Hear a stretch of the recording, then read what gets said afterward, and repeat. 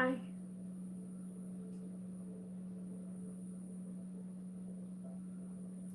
Hello. I am very well, and I hope that you are too. I'm setting intentions over this stream that we have a very nurturing environment, safe space for us to heal together.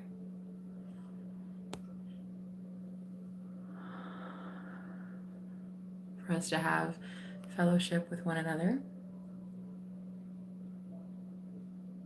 For us to feel safe. And so I welcome in Archangel Michael, Archangel Gabriel, Archangel Uriel, Goddess Kali as well, your spirit guides, your ancestors, those here of the highest white light, those that are here to protect us, nourish us, lead us, guide us. I put my black tourmaline down there. I hope you're doing well. I hope today, that full blood moon last night, that eclipse, what a doozy. What a doozy. There's a lot of energy leading up to it. Probably about the last week I've been feeling it. I don't know about you guys. Big, powerful shifts, big changes. You can never, I'm hearing dead, the word dead. You can never go back to the past. It's so dead.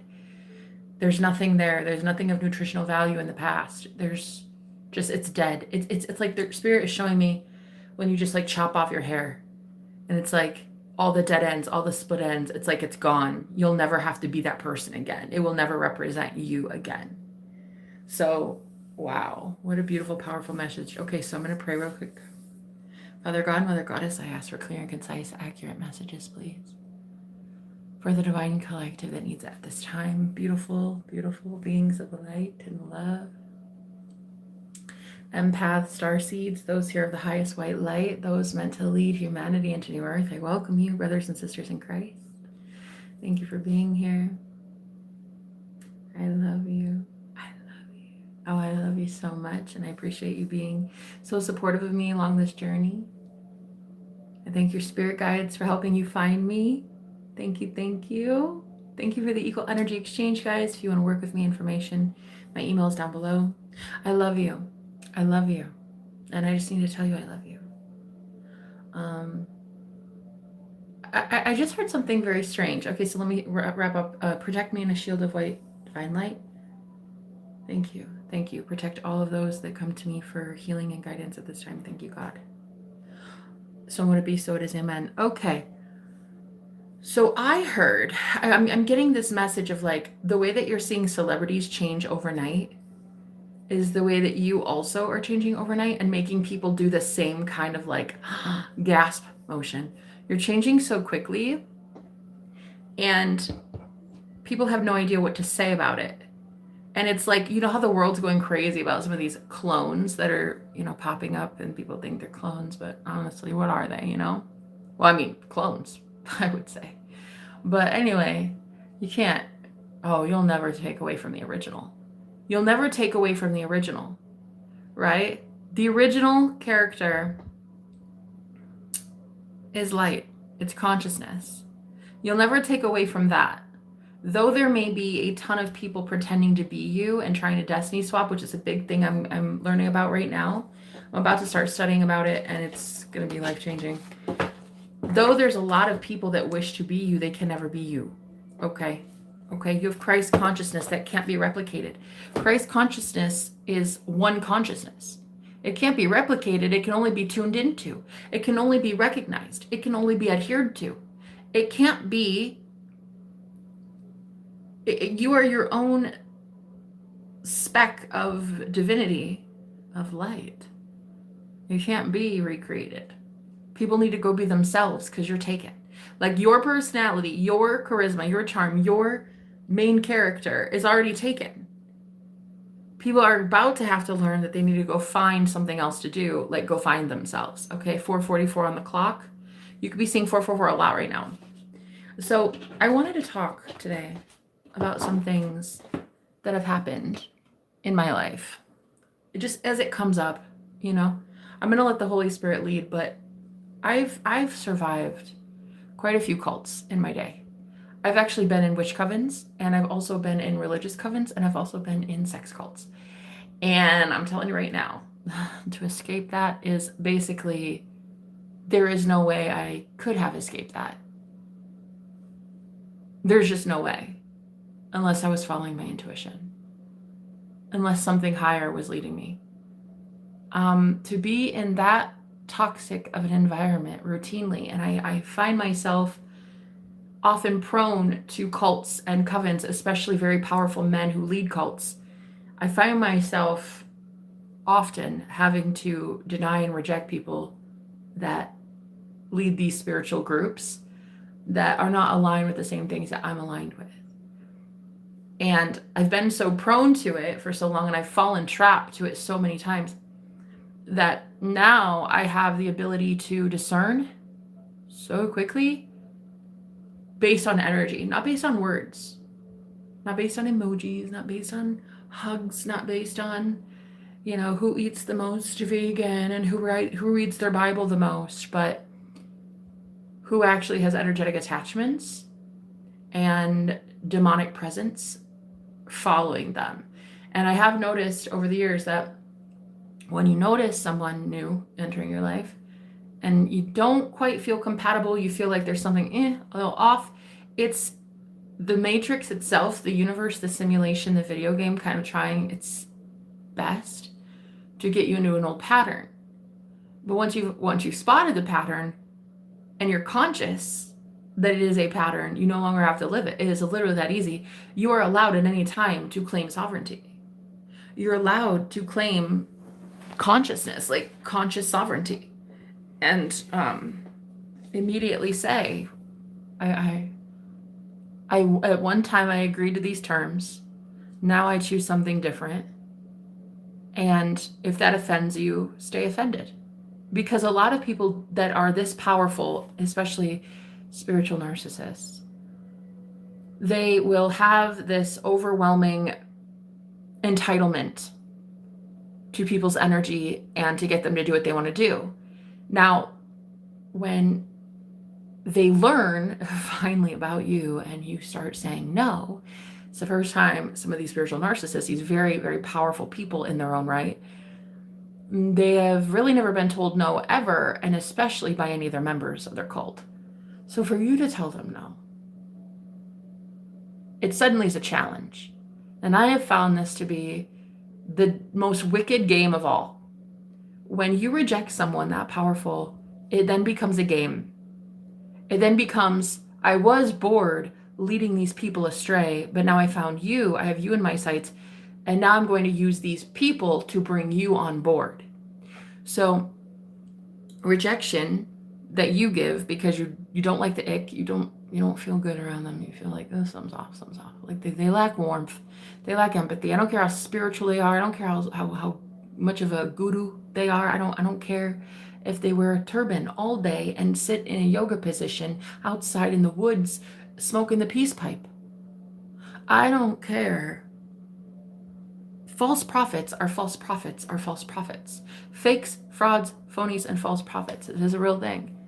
So being in the spiritual community and needing to be as wise as serpents, but as gentle as doves.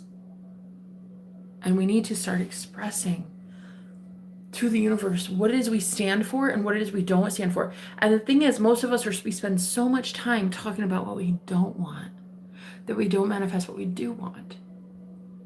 So use that energy, use that beautiful energy that you have in this present moment, use it to manifest what you do want. Okay? This is what I had been doing even in situations I didn't want to be in.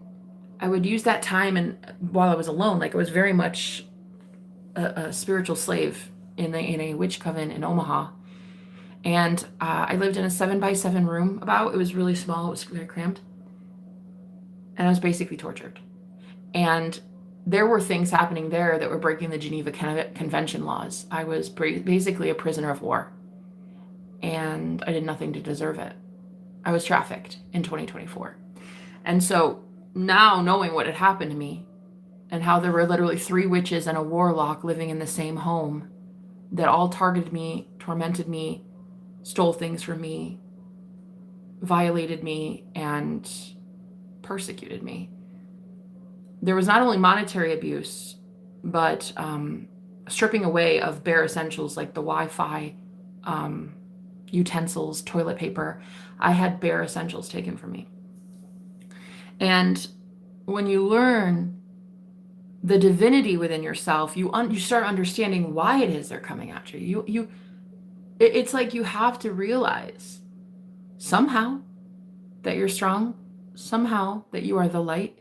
What is the only way you're going to notice that you are the light but to be in the darkness, to be in the void, to be in the nothing, to be in the emptiness of it all, to be in hell on earth, literally in the pits of hell,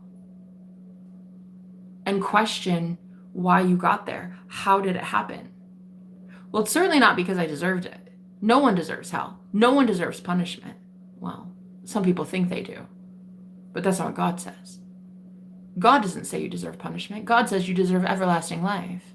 So many of us have taken God up on his offer to have everlasting life, and that's about what we're having, paradise on earth. Absolutely.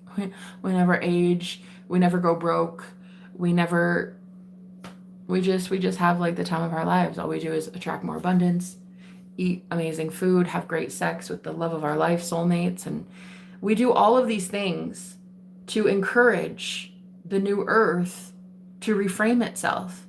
Because what does the new earth look like? What does this new world order look like with so many spiritual gurus that think they know it all?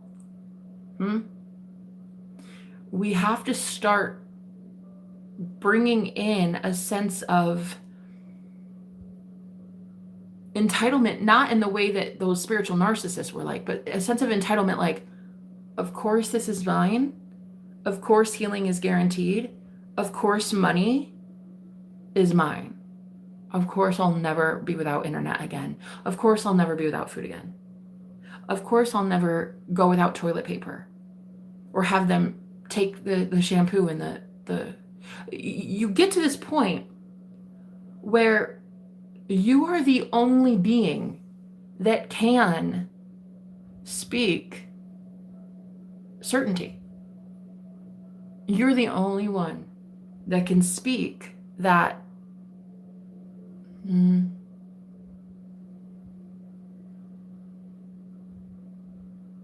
that can command. You're the only one that can command. So there's no one else going to speak that for you. The words on your lips come from you and you alone. And the thoughts that you think, they are selected by you.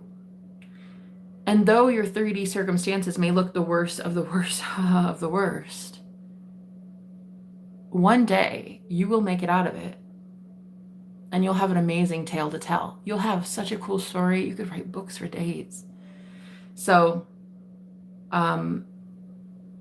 the way that life for me has been so far, it's been 36 years of pure torture. However, just recently, I escaped, and I feel like suddenly overnight I left the Matrix. I literally overnight received so many divine blessings that came in to rescue me from such a bad 3D environment that it actually has me like readjusting who I am, what I stand for, the conscious etiquette of myself, even the words that I speak, including the F-bombs and whatever.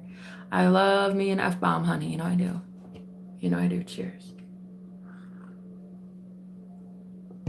But even that, it's like, though I offend people with that language, I don't offend myself with it. So I do have to ask sometimes, like, in the way that I communicate, enunciate, pronounce myself to the world, is that somehow being altered and tainted in a way by the words that I speak? And so even my speech lately, my body language, the way I move, like even right now I'm intuitively moving like the Kundalini, things are just more intuitive in this new world, in this new age. Things are more mine. And my will and God's will is to heal. me and my Father are one, right? So if my intention is to heal, we definitely know that the Father God wants me to heal. I wouldn't even have that desire if my higher self didn't say and give me that desire and that urge to heal. But I will tell you, nothing pushes you further into realizing that you are the light and you are God, quite like suffering. Nothing on this planet will ever make you discover your divinity quite like karma, and quite like living other people's karma, and also discovering wicked witches of the West, to be honest. Like, you will never again feel a sense of powerlessness when you know that after you just got tortured, you literally go into bed, cry, and you wake up and you can, like, I saw spiritually my dead body. I saw that I didn't make it out of that house. In one timeline, I died. I died in that home. That was how bad it was. It was such a horrible place. There were so many places that I lived that were horrible, but this witch coven especially. And I recently learned about my divinity because of it. I had an out-of-body experience 15 years ago where I met God. So I met God in a spontaneous Kundalini awakening. Before anybody else had, there was no meditation for that. There was no, all I really did was listen to some music and lay on my bed, like on my back, and just, I guess I was meditating, but I didn't really like know how to do it yet. I actually only had 2 experiences of meditation ever in my life. That was the second one. And I had an out-of-body experience. And I thought that old people, you know, when they're on their deathbed, I thought for sure, oh yeah, like, you know, those people can see God or angels or whatever. Like, I believe in that. I believe in that. But I didn't think that you could do it naturally without drugs. So when I had my out-of-body experience, that was 15 years ago, I had, the first thing on my mind was, oh my God, everybody has to know about this. Like, literally, we've been lied to about what God is and how to achieve God and how to remember God. Like, we lost it, you know? And so I remember the first thought when I came back to my body, the first thought I had was, oh my God, everybody has to hear this. And then started hell on earth for me. And that's when I got kicked out of heaven. And that's when I had to go into hell and survive what would effectively be my apocalypse. And now I realized that the divinity that I saw 15 years ago, I got to apply into practice. Like, I got to put into practice in these witch covens. And not only am I prone to so many cult leaders, it's honestly insane. No, it's like honestly insane. Not only am I prone to witches and warlocks finding me, but I'm also prone to starseeds and empaths and angelic beings finding me, and UFOs and aliens and like birds and squirrels and everything. I attract everything. I attract all things. And it wasn't until that witch coven that I really learned. I had to learn. How else are you going to get yourself out of it? There was no one to help me. I had no friends, no money, no job, nothing. So there was nothing. I had no car. There was no way literally, there was no way out. There was literally no way out. And when I say that, that's literally what I mean. And it was by the grace of God that I got out. And I had to realize, like, oh yeah, I am God though. Oh yeah, 15 years ago, when I saw that being of light, I am that being of light. Oh yeah, that's right. And so when you start suffering so badly, the trauma, the hurt, the pain, it's so bad. It's just like the planet has reached this threshold of suffering. The planet has discovered far too much about far too much. And we are at a precipice on the planet of having to turn to New Earth out of desperation, out of please, please, God, something holy, help me, something. And it's going to be just like that for so many women that were also trafficked. You're going to see that, like, you really were in the lion's den, and God shut the mouths of lions to be able to get you out. Now, personally, I believe that that means stopping and binding these witches. Like, God is binding them. They're no longer, their witchcraft will no longer work on you. Your word of God on your lips, the word became flesh, aka you, your word now trumps and supersedes any other witch or coven. And I'm talking, it could be 8 billion people coming after you, and it supersedes all of them. And how else will you know that? But by going into the darkest place this world's never seen. Oh, honey. And for you to come out alive and then come out swinging and then come out smiling and then come out fucking glittering. Oh, the way this world has never seen anything like it. And it really is a testament to my soul and how strong the soul can be. Like, how beautiful it really is, the soul.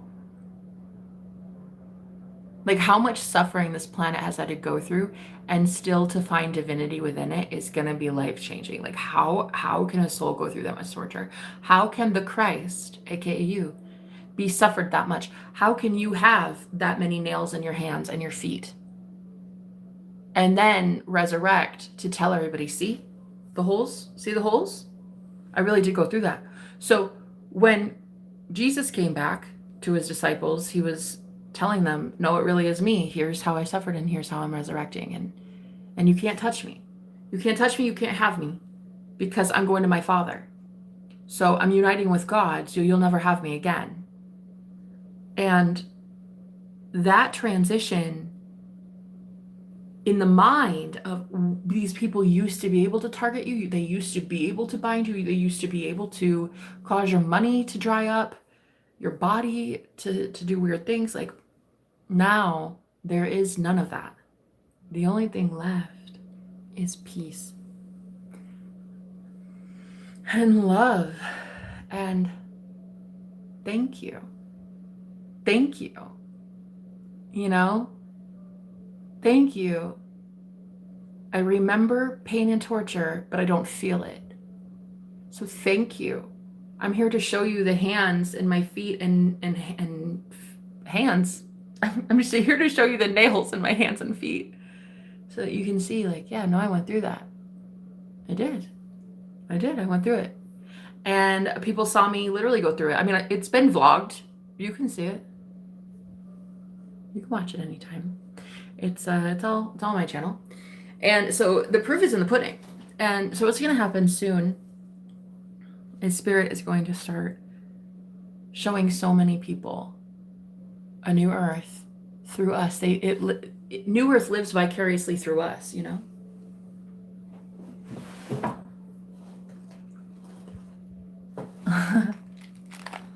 Hi. Don't think I don't feel you there. One thing I've learned is I'm so psychic that it would scare you. If only you knew. I feel you before you show up. Oof. Lotus. Hi.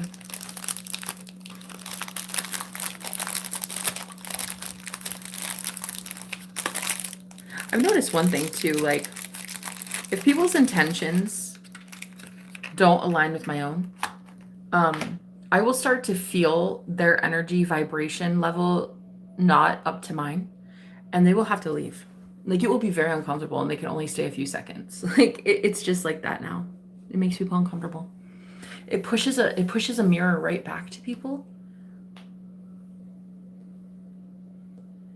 And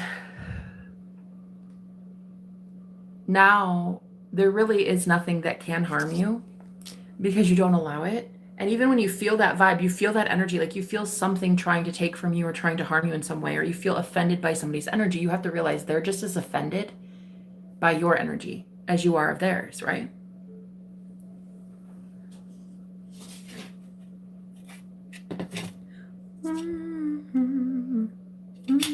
Let me clear the energy here.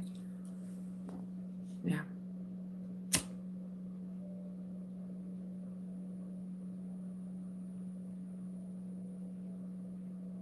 I call in my protection, Archangel Michael, Archangel Gabriel, Archangel Uriel. Thank you so much for being here. Thank you to my divine masculines and my divine feminines here. Thank you, God, for bringing in divine protectors to keep this place sacred and holy and divine.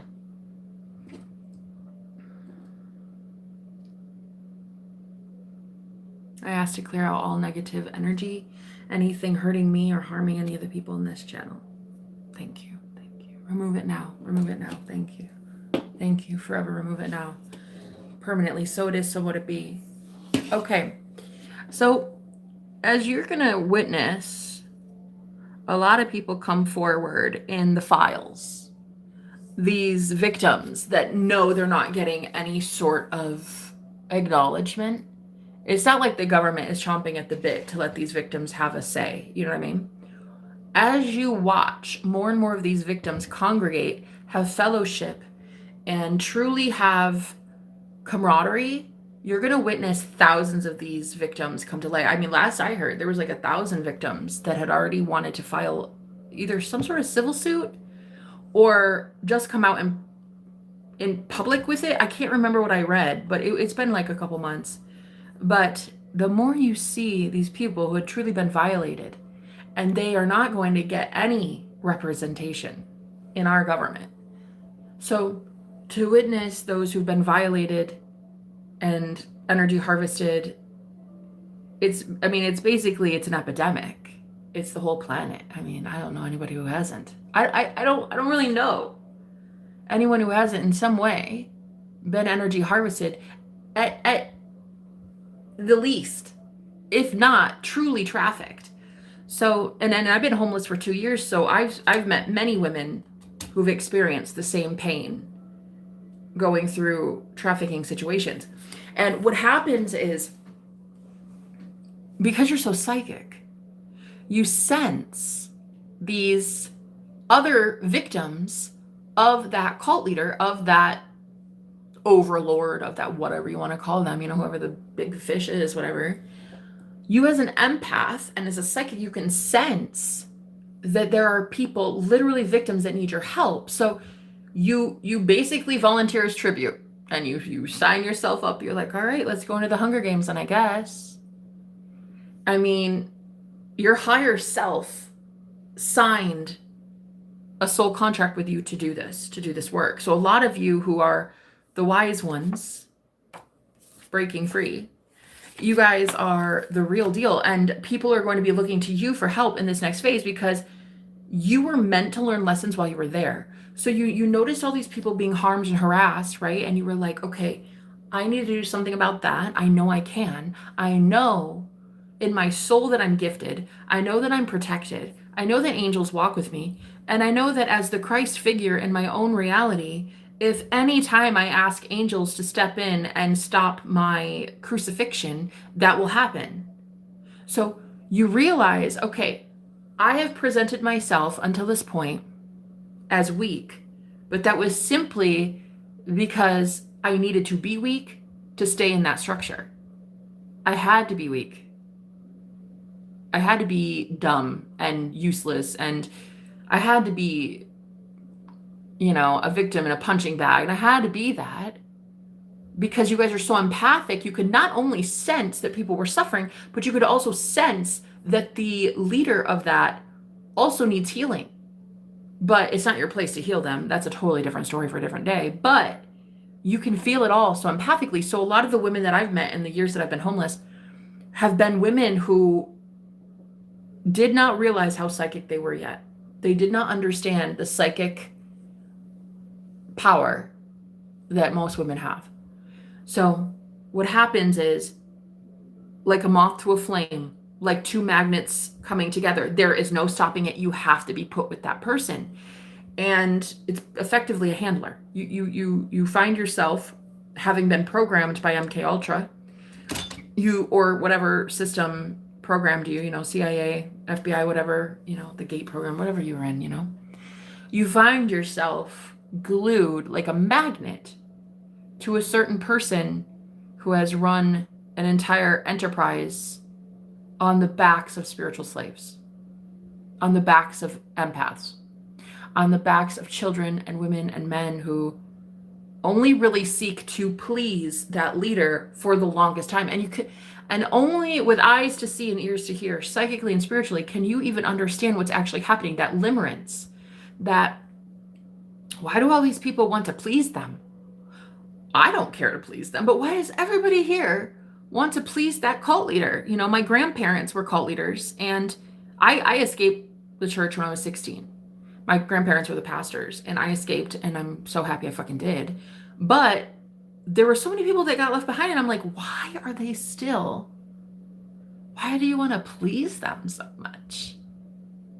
Like, why does it make you happy to bend over backwards and do exactly as they say, like eat how they say, wear what they say, read how they read it, and like hold your thing this way and drink it like this? And oh my God. And I just thought, am I missing something? And only 13 years old. I mean, I was already the oldest in the youth group. And so when I would ask questions to my grandmother, I would literally be called a demon. And like I was called Satan's spawn so many times, girl, so many times. I was called the devil because I'd be asking, why do you really literally believe, Grandma, that a snake was talking? Is it literal that the man lived in a fish for 3 days? Not even a whale. He lived in a fish, yeah? And I would ask these things to her and not realize that the humiliation ritual was always taking place and already taking place, because I would be immediately silenced and then shunned. So out of the youth group I would go, I would literally be told that I'm influencing people in a negative way. And the whole church would then know about the fact that I was asking questions as I was the actress and the singer, and I was like in all these performances because of course I was giving energy to everybody on stage. But when it came to like learning about God, I had to be quiet and just listen and not ask questions ever. And so it started to become an echo chamber. And so the humiliation ritual was, you are now going to have to do the walk of shame, leave my group, and go upstairs to your grandfather, whom, yeah, people don't challenge that guy. So when the humiliation ritual was, you're not enough here, you're the devil, I want you to go upstairs and get baptized by your grandpa. I want you to go sit up there and learn what you've done. And so I would have to walk in, causing that big scene. You know, she'd show up, hey, look who I have here. And I didn't realize this was a humiliation ritual. I didn't realize this was like the scapegoat thing, the black sheep of the family kind of thing. And so of course I'd be so brooding and anger, and then I would take on the projection. So when I was at 13 years old getting called a devil, you're gonna believe it. You're gonna believe it. You're gonna think you're the oddball out. Like, why is everyone else so holy and aligned with God and so peaceful and so happy and then here's you, the deranged one that asks too many questions from the book. Like, you really start to believe that you are the devil. In fact, you might even be the Jezebel they call you. So leaving that mentality was not just, oh, I'm done at 16, I'm leaving the church, bye. No. So I naturally found myself more inclined to finding cults. I naturally found myself wanting the religious leader that I never had in my grandparents. So I was more prone to finding these covens, and these covens finding me, to be honest. These covens finding me, locating me, and then asking me to sign on the dotted line. And little did they know that when we would be establishing soul contracts, my higher self already had a plan for me to get out of the contract. Not because the contract, I was lying, but because there were regulations in place of divinity. Like the agreement that we would have in the beginning, I knew these people would not be able to fulfill eventually. So while we establish soul contracts before we meet people in the spirit, we establish soul contracts. We write up soul contracts between two people, a corporation, a government. We give ourselves to people energetically for a reason, for a lesson. And what I would do is I would meet these people and immediately feel intuitively, oh, this won't work. This won't work. But I do need to learn here, and I need to understand how much of me they have. I need to understand how they've been summoning me. I need to understand why these covens have been literally working behind the scenes to pull me into their group. How did I find myself in this group? So when we're establishing soul contracts, I know full well they will not be able to fulfill their end of the bargain, which is love. Everything I do is for love. Every single thing I do is for love. So if my intention is for love and for freedom and for healing and for knowledge and for wisdom and for true liberation of the soul, that's the ink that I sign every contract with. Though they sign it to be able to have me, they agree to the terms, they can never keep up. So eventually, it doesn't take long at all before a narcissist starts breaking the rules. And that's when you're free to go. And this is what I've noticed when they start breaking the rules. This is when that like 2 weeks phase kind of dries up. The whole love bombing phase ends because you start realizing, oh, I'm free to go now. Oh, you already broke the contract. Oh, you already cheated on me. Oh, you already gossiped about me. Oh, you actually already used the holy book as a weapon against me. Oh, you already told me to do something against my intuition. Oh, you already did this. And that is how you get out of covens. That is how you get out of cults. You realize you put yourself there. Yeah.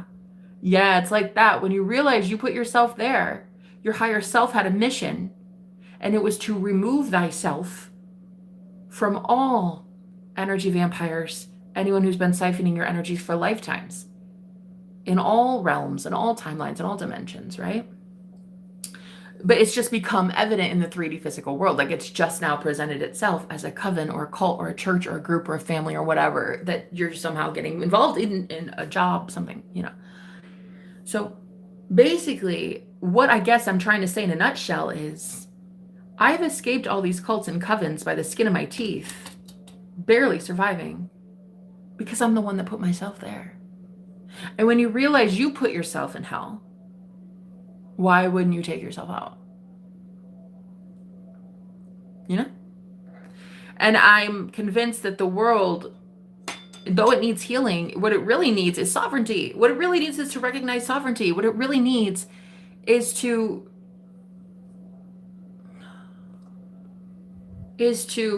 recognize the sovereignty within us is the one that gave the power over in the first place.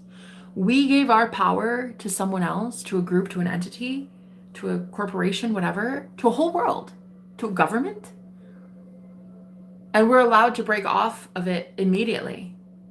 The second you think your contract has been null and void. Did your spouse cheat on you? Okay, contract over. Did they lay a hand on you? Okay, contract over. You are a being of love, so everything you sign is in love.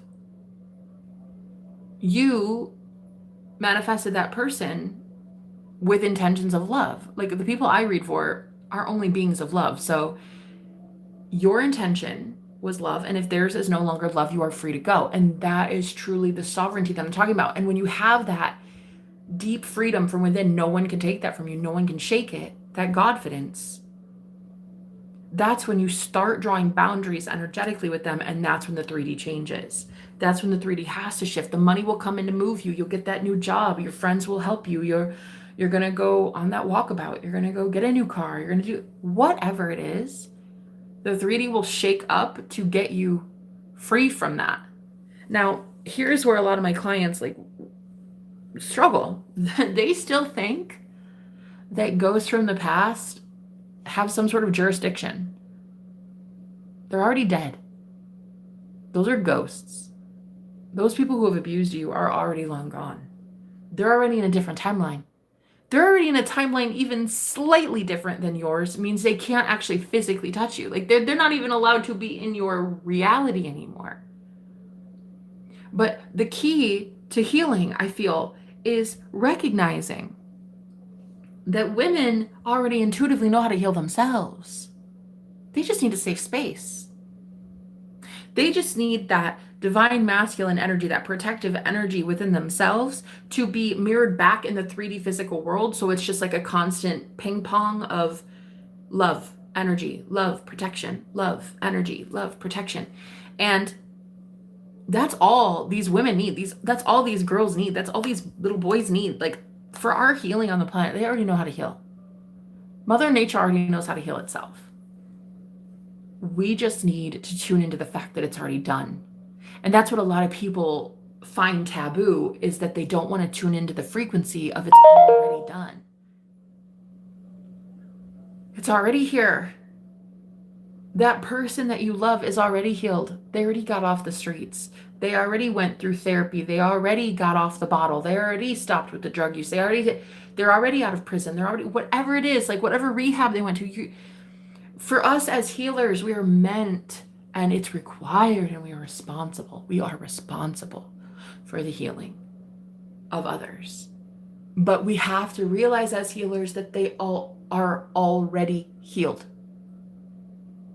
They already know what to do. They already know what to do to show up in your reality as healed. So a lot of these trafficking victims, what we don't want to do is keep perpetuating that reality by talking about it.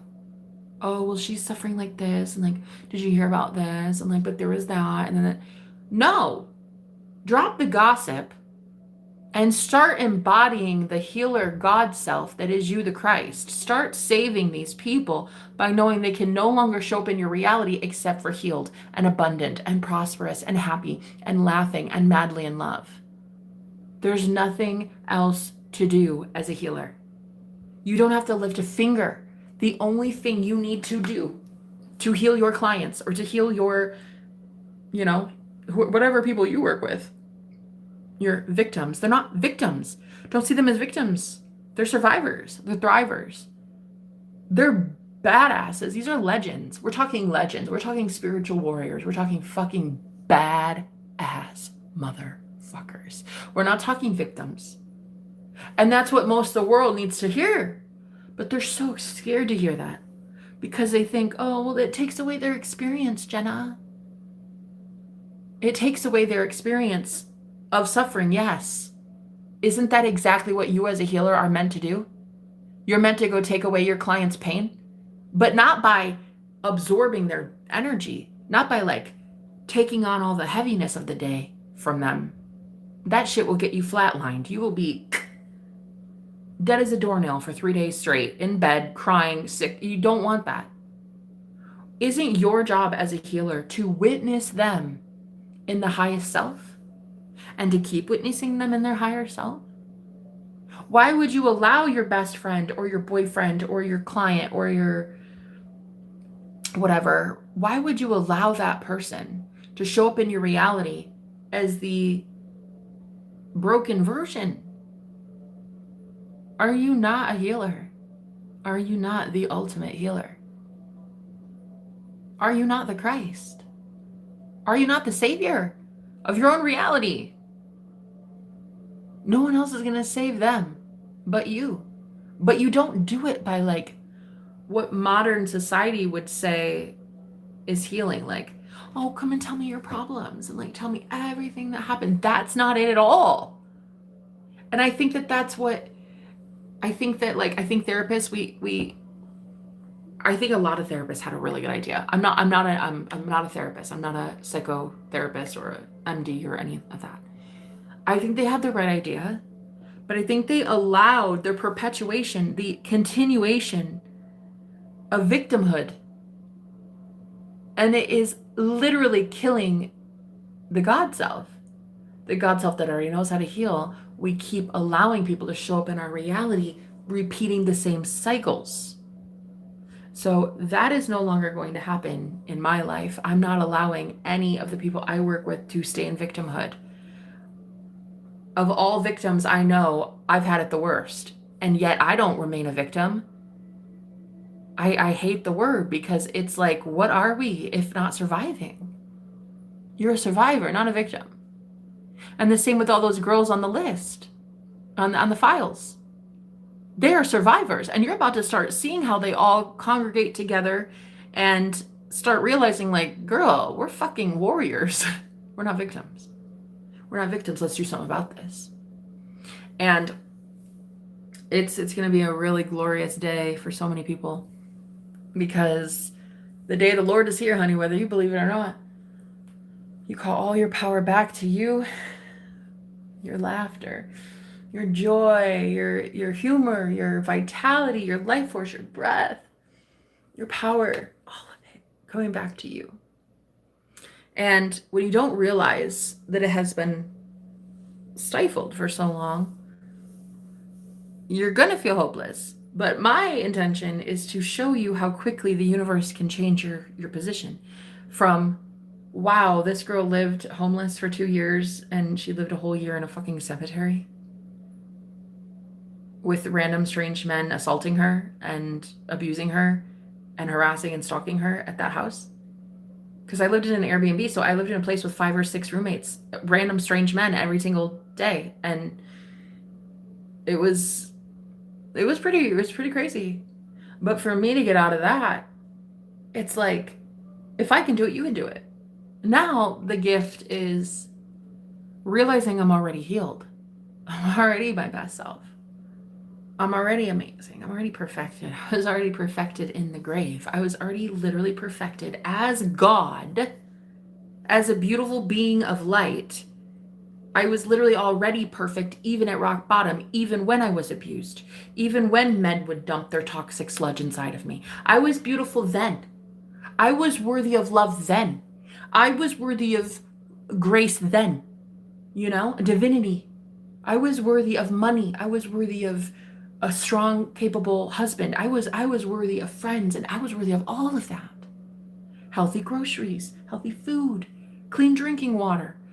And just to remember as healers now, as starseeds, as we are leaders of the new earth, now what you're realizing as a leader of the free world is that your job is to bring in these victims, not as victims, but as warriors, to only see them in the upgraded version, to only remember their divinity, to only see them as, damn, are you powerful? Hey, bitch. Look at that crown on your head. Wow, I see your wings from here. Look at you looking so bright, so amazing. Look at you looking healthy. Look at you getting new jobs. Look at you getting new offers. Look at you getting book deals. I have one girl who's, oh my God, she's about to be an actress, like world famous actress. I could not be more excited for her. A lot of people are getting that kind of gig. They're getting that role because their story is meant to be told. And they're getting worldwide recognition because God needs them to be in the limelight. God needs you to be in the spotlight doing what it is that you do best, which is literally just bringing the truth to light.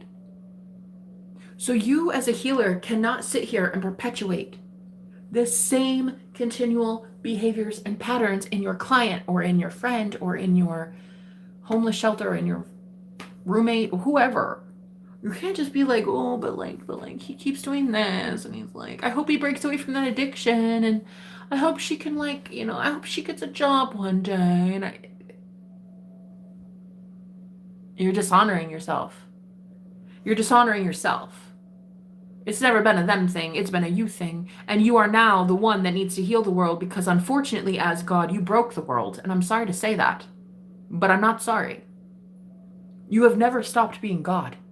You were just God unconscious. Ooh. Oh shit.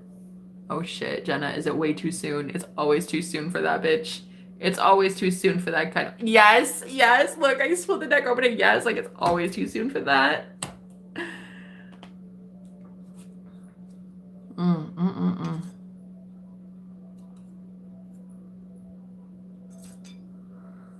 So, as the healer that you are, you realize now no one to change but self.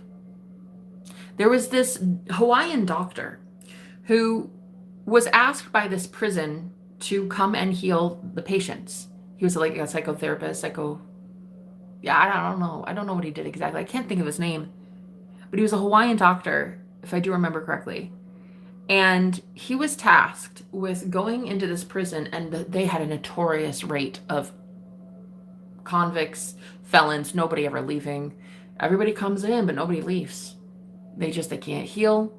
They act worse. They get violent. It's just like the prison was just doing so bad. They even turned to alternative measures. Like no doctor could heal anybody. And they'd heard about this guy's work and how effective it is for him to view people differently and have them show up differently. And so I think he was the one proponent for the Ho'oponopono prayer. You guys remember that? I'm trying to remember. It's like it's all coming back to me in small bits, but there was this man, he was a doctor in Hawaii, and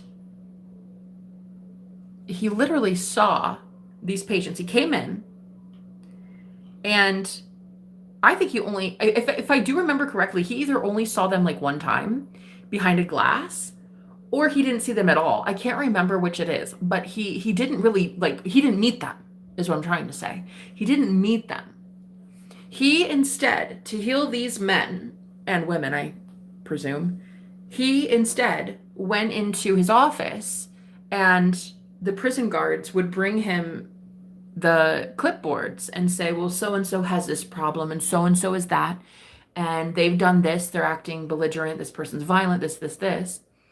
And that doctor refused to acknowledge what those prison guards were saying. He would look at their charts and immediately bypass it and immediately be like, no, this person got out. They did this. They started eating better. They're not drinking. They're not fighting. There's no conflict. They got moved to a healthier location. They meditate every day. Like, this doctor realized he is God. He is God.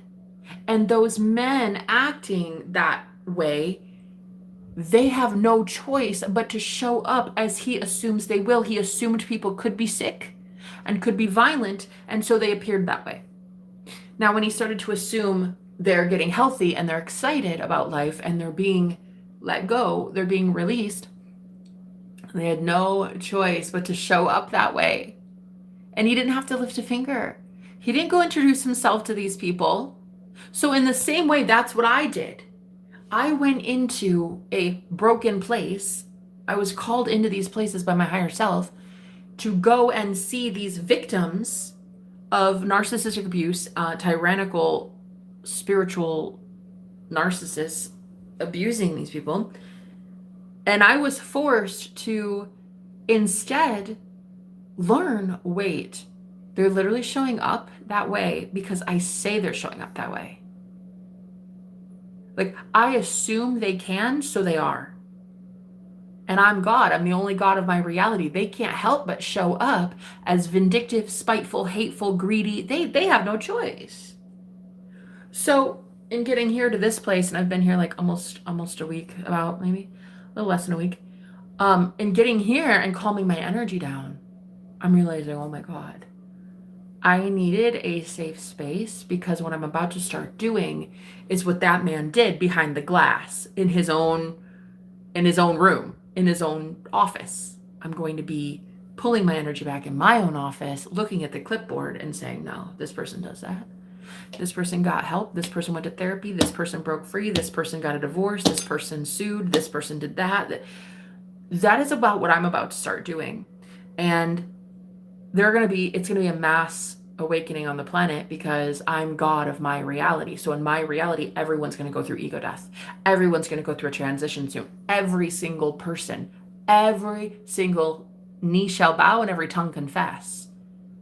And when you realize what it really is in the apocalypse, in the end times, in the book of Revelation, the end of the book, you realize who you're learning is Christ.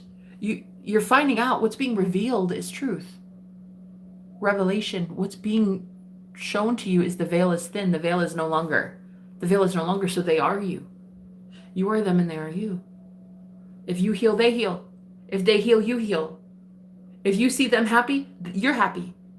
If they see you happy, they're happy. You see, it really is like that. That's what's being revealed in the end times.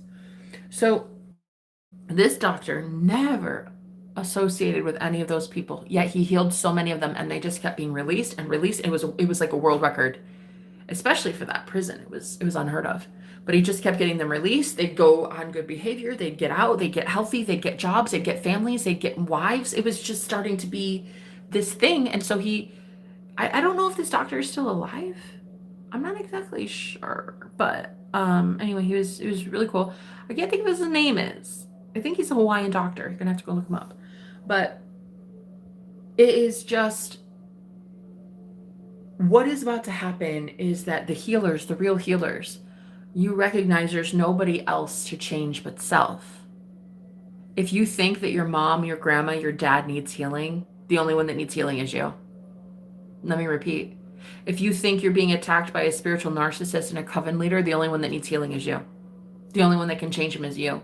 The only one that can bring down dictators is you, by speaking love over that person and seeing them in a higher light. What would that person do if now they had turned to God? Everybody claims they want to see repentance. You claim you want to see a turnaround. You claim you want to see that person get their karma, but you're so focused on the anger of, oh, I hope they get their just desserts. Oh, yeah. Well, you're in that energy of anger then. You're expecting anger and you're expecting some sort of, well, you're expecting some sort of harm to come to someone. So don't be upset when you have harm come to you. So start expecting the best from those people. Even the dictators, even the narcissists, even the cult leaders, even those men that laid hands on you. Start expecting that not only did they turn from their ways, but they're crying, repenting. They're so sad. They've gone to all those victims and they're like, I don't know why I did it. I don't know why I did it. Start seeing them actually sorry. Start seeing them actually give back. Start seeing them generous. Start seeing them say, okay, you're right. You're free to go. You're free to go. I'm going to go work on myself. I let you go. I let you go, you know? Go have a safe place to heal. Okay? Okay, fine. I get it. I need to heal. You can rewrite the whole thing. You can save the whole world this way. I want to bring in somebody really beautiful right now, so let's do that. I'm going to manifest somebody right now into my space because I really want to meet somebody new right now. I have this desire to bring in somebody beautiful right this moment on my live stream. High vibrational, gorgeous, abundant, full of life, happy, smiley, knowledgeable. And I won't settle until I get there. I like Karen, perhaps. Maybe like Karen. Maybe. It's Dr. Hugh Len. I knew it. I fucking want to manifest you. I'm going to do it. Thank you, Karen. How have you been? Dr. Hugh Len. I love it. I love it. Yeah, he was Hawaiian, right? Or was he Asian? I can't remember where was he Japanese? I can't remember. I just know that I think the prison was in Hawaii. But yeah, he wasn't he the one that like a proponent of the Ho'oponopono prayer? The Ho'oponopono prayer consists of only 4 statements. I love you. Please forgive me. Wait, it was I'm sorry. Please forgive me. Thank you. I love you. I'm sorry. Please forgive me. Thank you. I love you. I'm sorry. Please forgive me. Thank you. I love you. I'm sorry. Please forgive me. Thank you. I love you. I'm sorry. Please forgive me. Thank you. I love you. And he would just repeat that over and over again. He was Asian, but he used methods from Hawaii. Right. Okay, cool. Thank you, honey. And our job as healers, it's not even to teach healing. Oh, see, come on. This is where we lose the dependency on gurus. We don't need gurus. We don't need teachers. We have one teacher. That's the Holy Spirit. We have one teacher, and it's us. We don't have a need for cults or covens or leaders anymore. Why would we? There is no hierarchy. There's no patriarchy. There's no matriarchy. There's just unity. We don't even need leaders. We really don't. So we don't even need healers anymore. See, that's the thing. New Earth really is being crafted and honed in, and it's being lived in already by the version of you that knows you don't need a healer. It's being heaven, paradise is already being populated with people with mindsets of, I don't need healing, I'm already perfected. So-and-so is not a victim, they're already thriving, and I see them as healthy. Like, to enter the kingdom of heaven, to enter paradise, you have to change the way you view yourself and the ones that are connected to you, which is all things. Everyone's healthy. Everyone's thriving and vibrant, and there's more than enough. There's abundance everywhere, and there's nuts and seeds and fruits and money and water, clean drinking water for the birds and the squirrels, and sparrows get to eat all the time. Why couldn't I? Why couldn't you have clean drinking water and healthy food? All that exists is abundance. But you have to be thinking from the state of already having paradise. Don't think of paradise. Don't think thoughts of paradise. Think thoughts from paradise. In your paradise, why would you ever see suffering? Right, exactly. You would not. You would literally never fucking see anything suffer ever.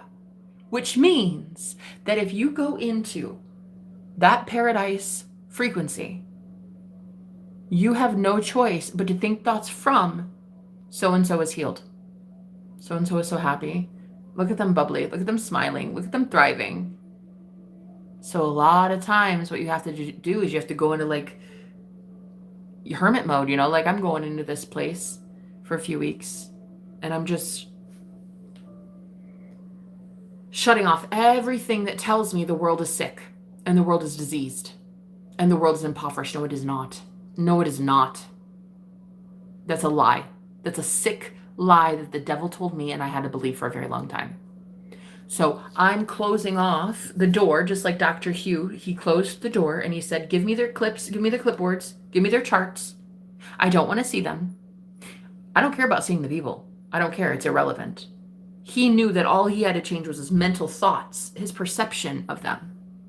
All he had to do as the transmuter, all he had to do as the healer, was see their brokenness and say, I don't agree with those terms. No one is broken in my reality. No one. They used to be because I thought they could be. And now they're free to go because I know they should be. Effectively, and this is very, very enlightened speech here, and this is going to really wow and also anger some people. Effectively, we put them in the prison. We have to get them out. We put them in that bed. We have to get them out. We are the ones that accidentally, as God, unconsciously created death, decay, poverty. So now we have to go and do it. This is our job. But when you realize that you are the creator of all of it, there's no worry in that anymore. There's no fear in your life purpose. There's no fear in healing these people anymore. Oh, but like, I bet Facebook will like shut me down. Or I bet this. No, there is none of that. Because you realize your true divinity. You realize you're sovereign. You realize that you are the God that creates all of it, including the timeline where Facebook loves that you heal people and promotes it. Or Twitch or wherever you're at. YouTube or whatever. Or a business or a company. You realize now you choose. You choose. You choose now the version of your person that already healed. They already got rid of their addictions. They're already meditating. They're already in the lotus position right now, just outside, just like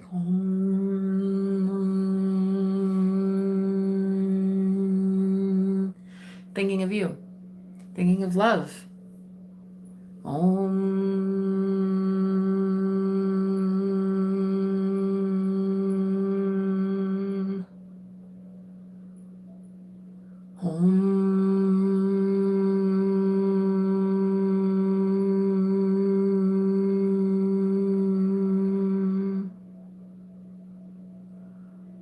They're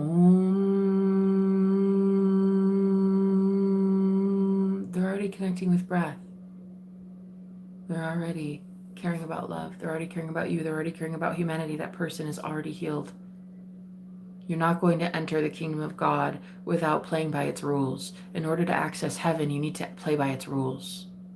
You'll just get chewed up and spit out. It will kick you out. The frequency of love, the frequency of heaven, it's a frequency, and it is not changing its standard. You will not be accessing the kingdom of heaven without going first through the gate. You will have to go through Christ to get there. Period. You have to go through the Savior, aka you. You have to realize you are the Savior, aka you, and the only one that can access paradise is the God self that sees the God self within all people and all creatures. So you're not going to get there in that state of nirvana, that state of happy paradise on earth, by still thinking that anybody can suffer, including those that did you wrong, which is exactly how the universe set it up. And I think it's genius. I think it's genius that unconditional love requires you to forgive your enemies. I think it's genius. I love whoever set that up, Dumbledore. I love that. I love that. I think it's kind of fucking genius. Yeah. That the universe was like, you know what, that we're going to create this obstacle course. Only the best of the best of the best get paradise. And in order to have it, they have to love even their enemies. They have to love the ones that left them in a 7x7 room and tortured them to death. They have to love those ones. They have to go love them. They have to go love them by saying, okay, he got a new job that's more suitable. He's going to therapy. He stopped being an alcoholic. He hates what he did to me.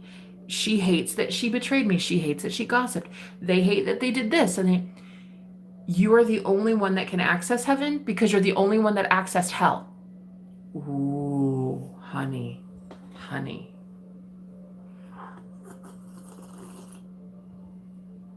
Hello, welcome.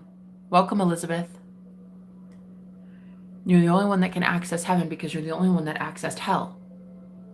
So, going forward, in order for the universe to bless your transition into paradise on earth, into the 5D, literally in the 3D, you in the physical body, flesh, material, the 3D, you embodying the 5D higher consciousness self is a gift, and the universe needs to know that you should be deserving of it. You should be worthy of it. You should know that you are worthy of unconditional love by being unconditional love.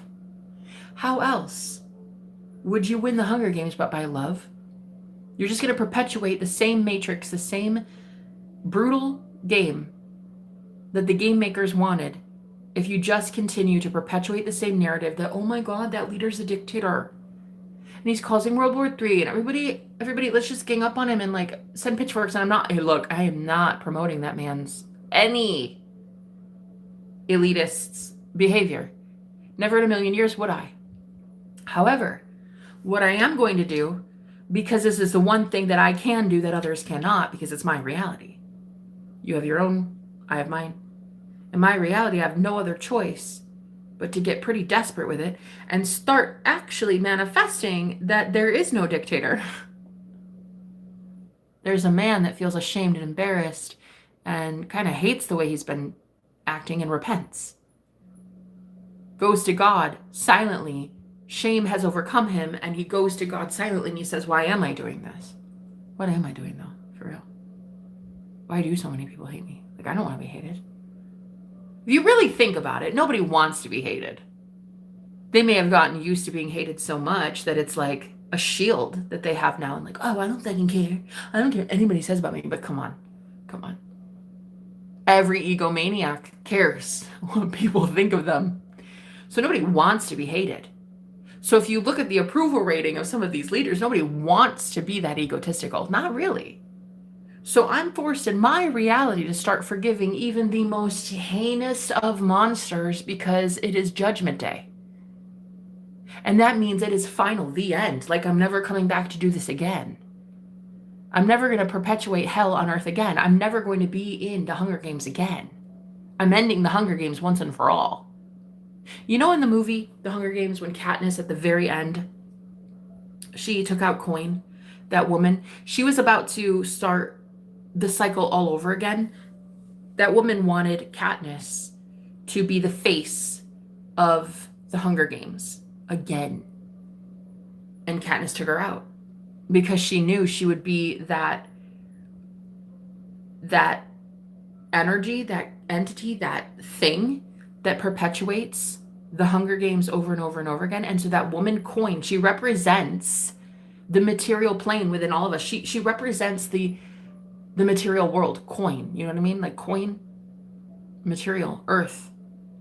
She represents that need for war. And there has to be a challenge, though. There's got to be something. War machine. So Katniss, effectively taking her out, caused everybody who hated President Snow in the game, they took him out. But she took her out.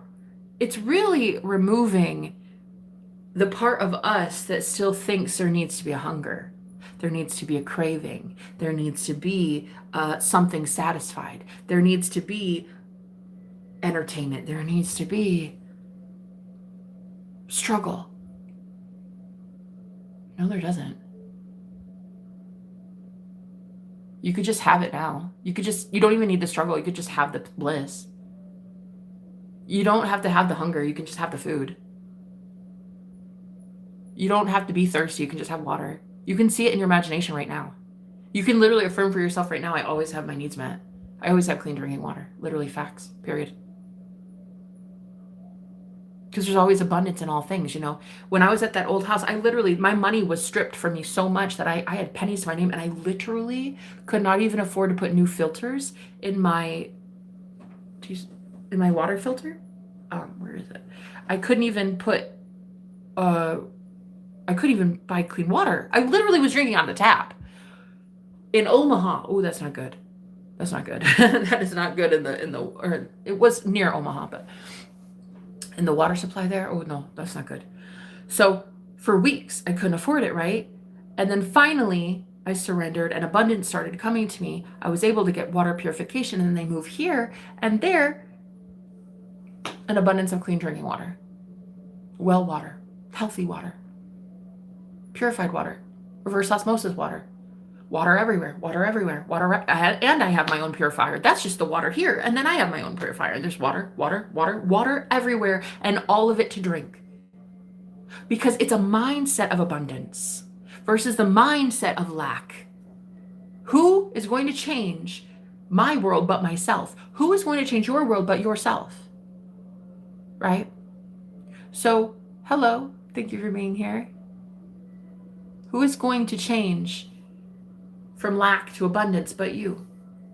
And so I can't, with a good heart and a good conscience anymore, send hate to even the president of our free world, the leader of our free world. I can't hate him. As a girl who's been trafficked, I can't hate him. He didn't traffic me, but I've been trafficked by a man like that. I can't hate him. The man that did that to me, I can't hate him. In fact, I remember one day, this man came back to my live stream. He found me on he already knew what my stream was. I'd lived with him, and I lived with 3 witches and him, a warlock, and it was not fun. It was not fun. I was literally trafficked in 2024. And he came back on my stream, and I was so hungry. I literally had no food. I hadn't eaten in, I think, probably weeks in that instance. So I was just talking about how I was hoping God would provide for me in some way. And I'm like, I just was keeping the faith. I didn't know how it was going to happen. And so he showed up. Yes. The man who trafficked me. Yes. The man who abused me. Yes. The man who literally, the spiritual narcissist that violated me. Yeah. He showed up. And I said, whoa. I got a notification on my phone, and it was a small donation for food. And I was like, whoa. Why? And he's like, because I love you and you need help. And I'm sorry. And he was like, you actually were a real one. You were the real one. And he was implying he was the fake. And he knows the fakes around him. And anyway, the irony of all ironies is after I accepted, I said, okay, but don't think this is hush money. He said, nope, it's just for food. You need food. And then I said, okay, well, thank you. And then literally as I accepted, he sent another payment. And I was like, really? He's like, yep. And then I said, again, this is not hush money. I'm going to write a book about you one day. And so I got, ding, a third donation. And it literally said, for your book, for your book publishing. The man felt so, he knew what he'd done. And then I found out, we literally only spoke like a couple times after that, and I found out that it was actually the one of the witches there in that coven. It was the head witch. It was, oh God. I hate even using the word witch or warlock because it gives them so much power, and they're not powerful at all. But knowing that it was actually her Mother's Day gift that he gave to me, he said it. He's like, yeah, no, I was going to give this to her. It's not hers, it's yours. It's quite hysterical, actually. I'd never seen a man do that before, you know? Apologize and put his money where his mouth is and say, like, look, there's no strings attached. You don't owe me anything. You don't owe me anything. And I know I'm going to be in your book. I know you're going to write about me, and you won't even have my name in it. And I know it. And for him to be so like, oh, he knows Judgment Day is coming for him. And I think you're going to find some of these men want Judgment Day, honey. These men don't want to get away with murder. These men do not want to get away with torturing women the way they've been torturing women. These men want soulmates just like we do. I don't care how bad they've been. Everybody wants love. They may not tell you that, and you may swear up and down it's not true, but everyone wants love. So it was just like when I received, you know, I was accepting, and boom, another donation, and then boom, another donation, and then yeah, and so I had food. I had food to put in my fridge, you know, at rock bottom. And that is how God provides sometimes. Sometimes you got to just enjoy the sense of humor that the universe has, because the same man who violated me and took so much from me was now giving back to me. Like, that was a humbling experience. That was one of the most important moments of my life, I think. It was like a turning point. It was a turning point for me. And so anyway, I'd heard that he was about to give her a gift for Mother's Day, and it wasn't hers, it was mine. He took it from her and gave it to me. And that's actually never happened. In fact, I've only ever had blessings taken from me and given to women like that. So I'd never actually seen the roles reverse ever. And so for him to like bend the knee and basically say, I get it and I see it, in front of everybody. Like, he literally showed up in my live stream and was just like, everybody was like, wow, the audacity, the gall on this one to start after trafficking her, you know, at her most vulnerable, to show up randomly. But yeah, no, he did. He put food on my table that day, and I hadn't talked to him in a really long time, and he made sure that I was well fed. No, God made sure I was well fed. He just happened to be the messenger and the tool that God used. I always get what I want. I always get nourished. I always get provided for. It's just sometimes I don't know the how. And the how is often the fun part, you know?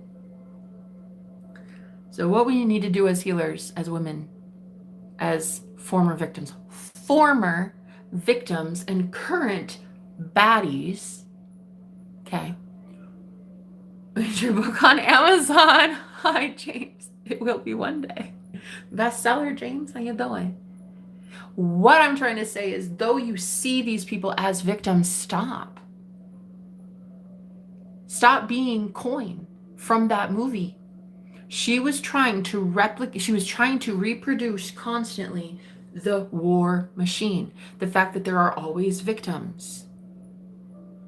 instead of shifting the timeline where those victims are already coming out, suing bastards into oblivion, and then living to tell the tale, and then writing books, and then meeting their soulmates and having kids, and eating berries and nuts all day, and foraging for mushrooms. You're not seeing them like that. That's a problem, because you're God of your reality. So you're creating a sick world, an unhealed world, an impoverished world, a world where there are victims, instead of a world where there are a bunch of baddies who took back their fucking power. You see what I mean? You see what I mean? And so as a manifestation coach too, when I teach you about how to manifest, it's like all you have to do is shift to the timeline. Just consistently see the only timeline that exists is everyone is healed. Everyone's wealthy. Everyone's healthy. Everyone's got money. Dude, everybody's out here driving Lambos and Maseratis. Everybody's got a fucking Tesla. Everybody has about 6 Teslas in their garage right now. Everybody eats clean, organic, non-GMO. Everybody drinks clean water. Everybody sings fucking kumbaya around a campfire every day. Like everybody's having the time of their life. And so us as gods, we keep creating because we're made in the image of God, the one creator. So we're made in the image to create, and we're fucking 24/7 manifesting all the time. You don't turn it off. You don't turn off manifesting. Manifestation is always happening.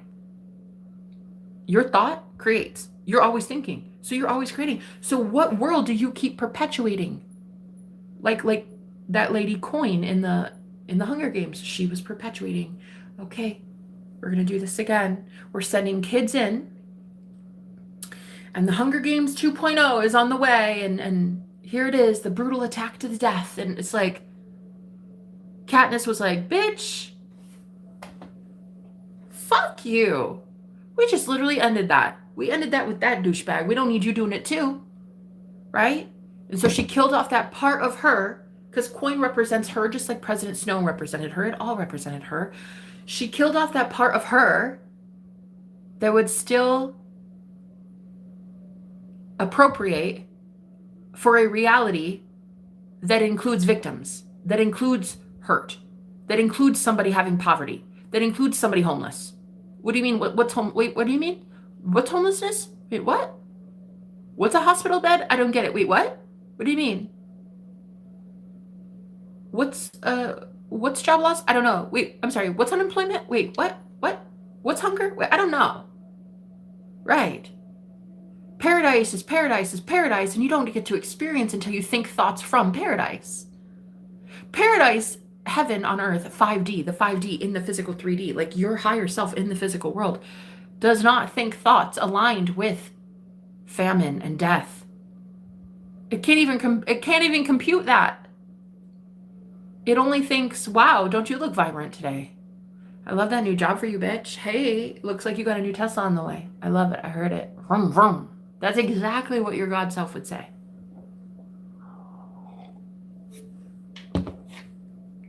So do not shoot the messenger on this next message. But if your God self doesn't say shit like that 24/7, then excuse me, while you don't fucking deserve to have unconditional love staring you in the face with a ring on your finger as your soulmate in the flesh, period. If you're not a goddess, then you don't deserve a God. If you're not God yet, you don't deserve a goddess. Like, period. If you are not unconditional love yet, you will not have it in the flesh. You'll manifest it, boom, it'll leave. Period. Tale as old as time. We've all seen it.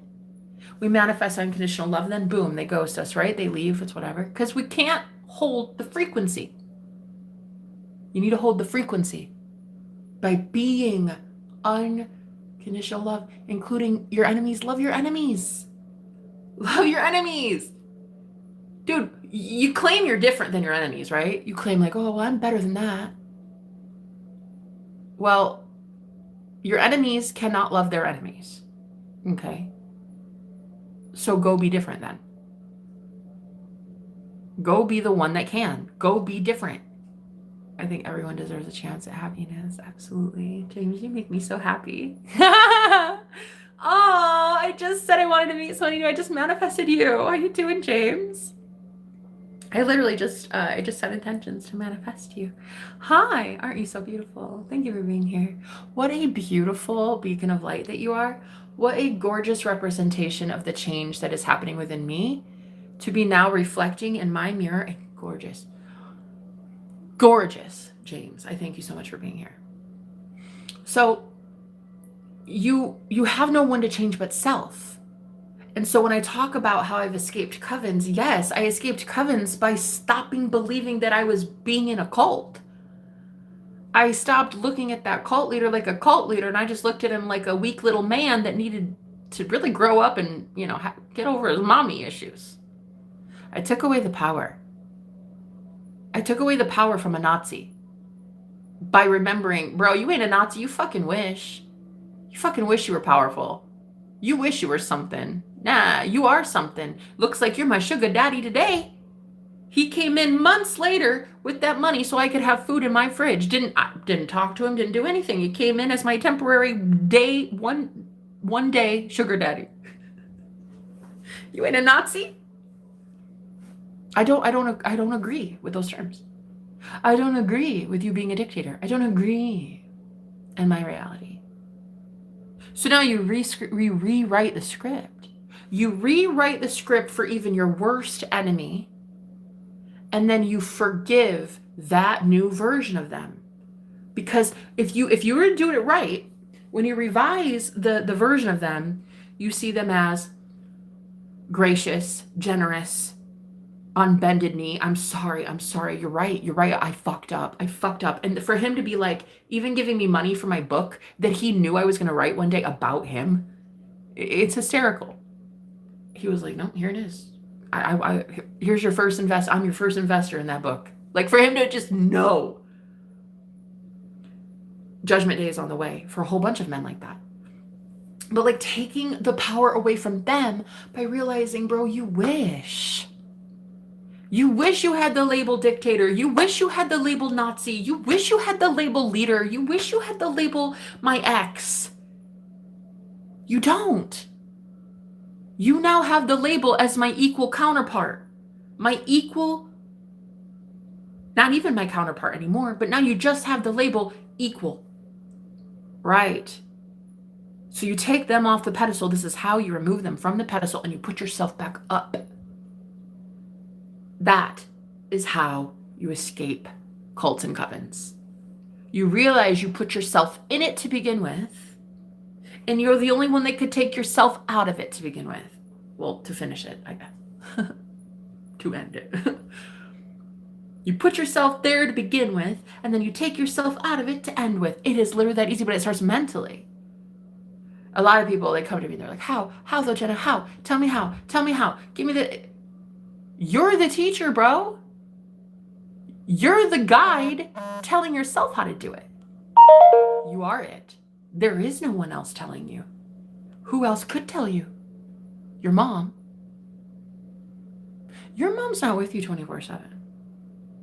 Who else could tell you? Oh, the church leader. They know you 20 minutes every Sunday. Who could tell you but you how to get yourself out of a narcissistic situation?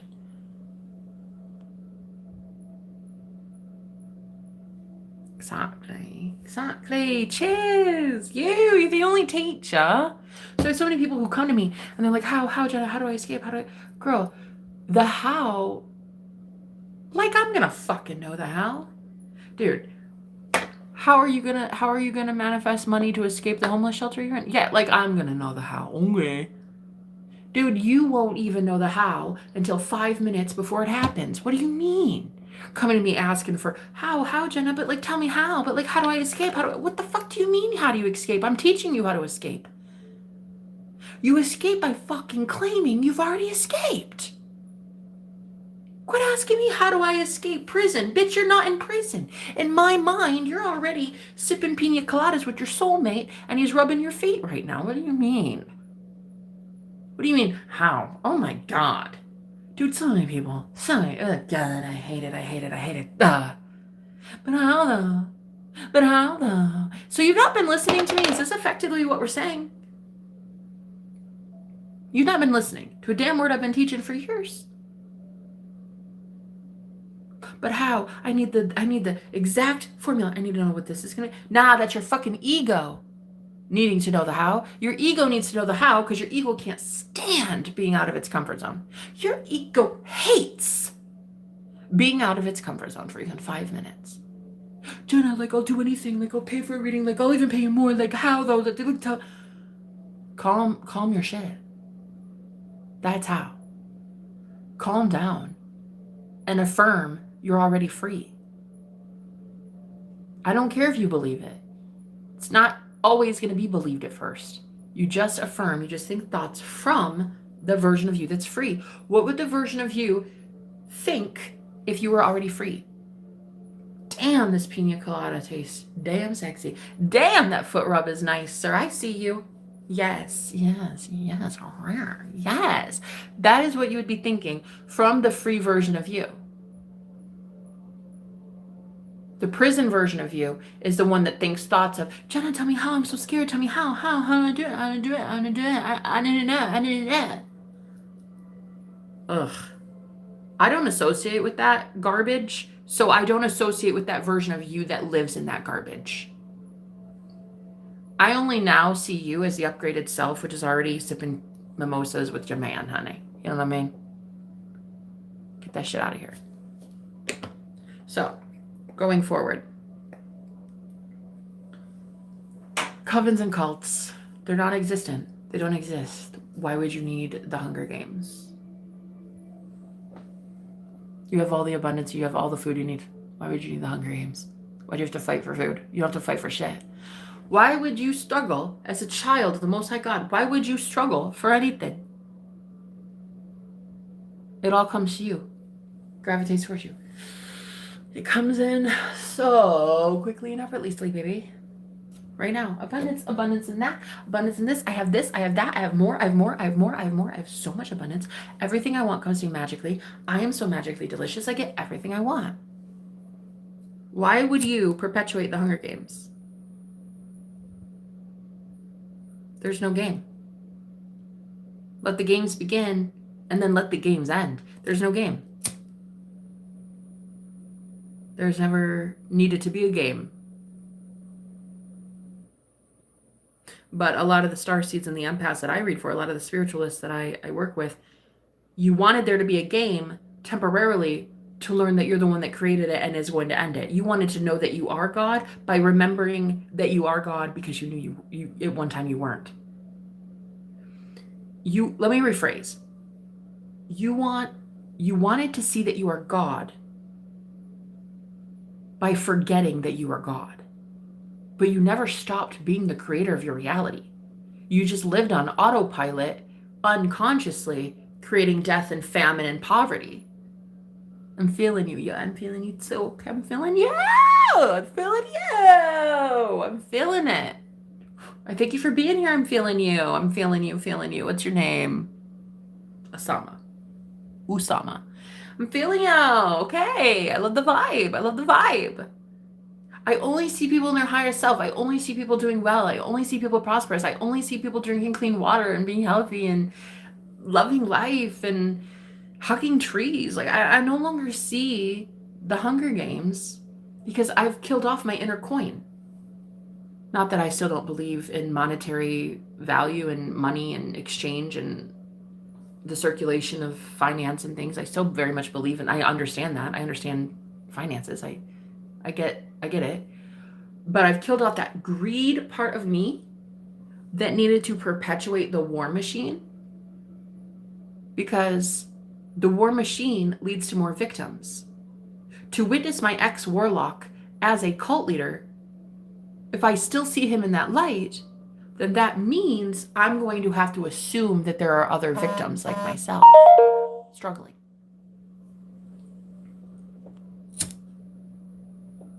And I don't want that. So, everyone's healing. Even my worst enemy. And right now, I want you to with me. I want you right now as a little challenge, as a little experiment to see how easy this is for you, okay? I want you to close your eyes with me, and I want you to picture the most not great person that you've ever met, yeah? I want you to imagine them sitting right in front of you quietly. Okay, just observing you, just watching you, and you just watching them. And then I want you to see how easy or hard it is right now to forgive them, to literally send them love.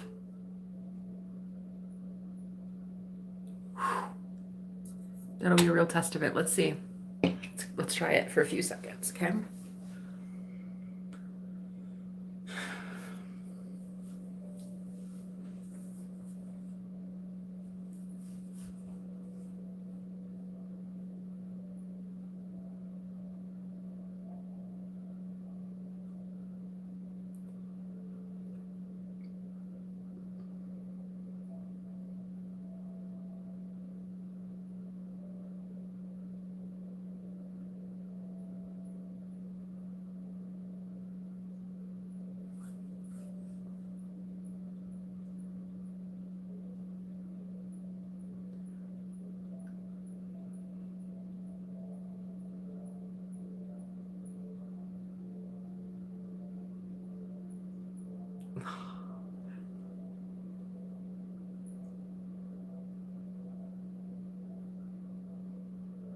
Oh.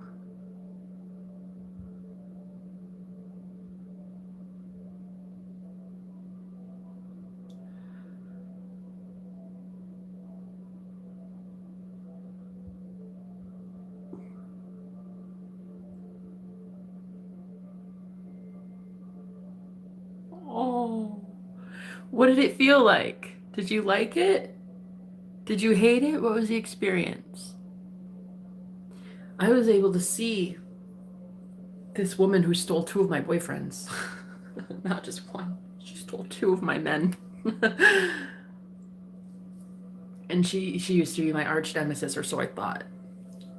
But I just witnessed her outside by the pool, and I saw her standing there with a plate of nutritious berries and fruit, and we were like eating together.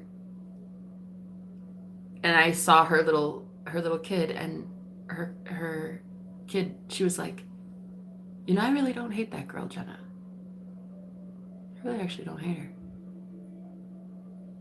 Kind of wish we would have been friends, to be honest. I witnessed her say some things like that really changed the whole perspective.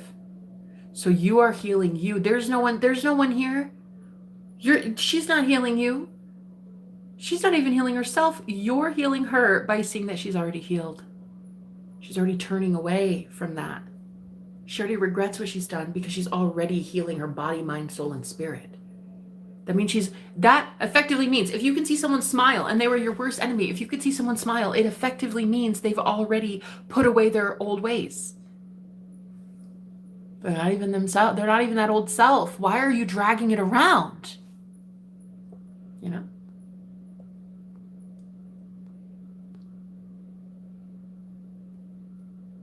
It was hard at first, but then I found myself extending my hands out to her. Then I pulled her in the hug and wrapped her in white light. Oh, thank you for sharing, Karen. Thank you for sharing that. You bathed her in white light. I love you. It's okay. Thank you for teaching me.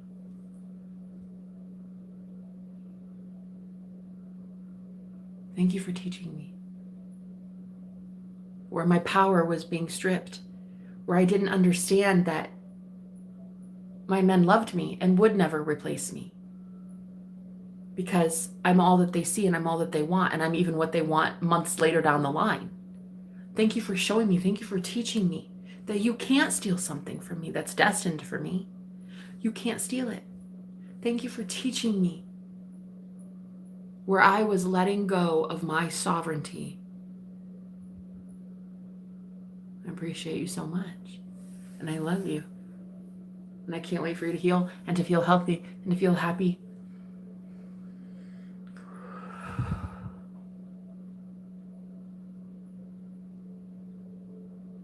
I hope she goes and finds happiness.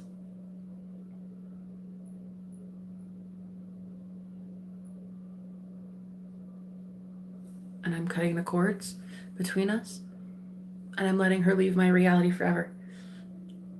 You're allowed to go. Thank you. I love you. I love you. Now, this is where I would normally hear them say, I'm sorry. Please forgive me. Thank you. I love you. And then I would visualize her turning around and walking away. Somehow happy indicating that she's healing in some way, because to bless her is to bless myself. To curse her is to curse myself. We are all one consciousness. If I curse her, I am cursing myself. Pouring love into her is pouring love into me, and the universe has no choice but to keep pouring more and more and more blessings into myself.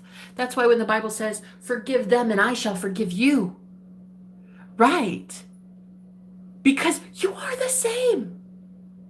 Forgive them and God will forgive you. It's because you're one consciousness. There is no separation between you and that person. You are them. And to really understand your godhood is to really understand that they showed up how you assumed they could. You assumed at that time people would reject you, and so the universe did everything in its power to convince her to have them reject me.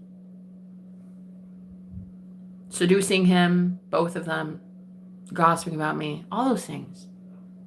The universe heard me say, as God in my reality, men will always abandon me. Men don't like me. Even if I love them, they never love me the same. I'm always abused. I'm always abandoned. And so that would literally be how the universe conspired in my favor to please me as God. To please me as the main character. And so it literally used her. It literally used her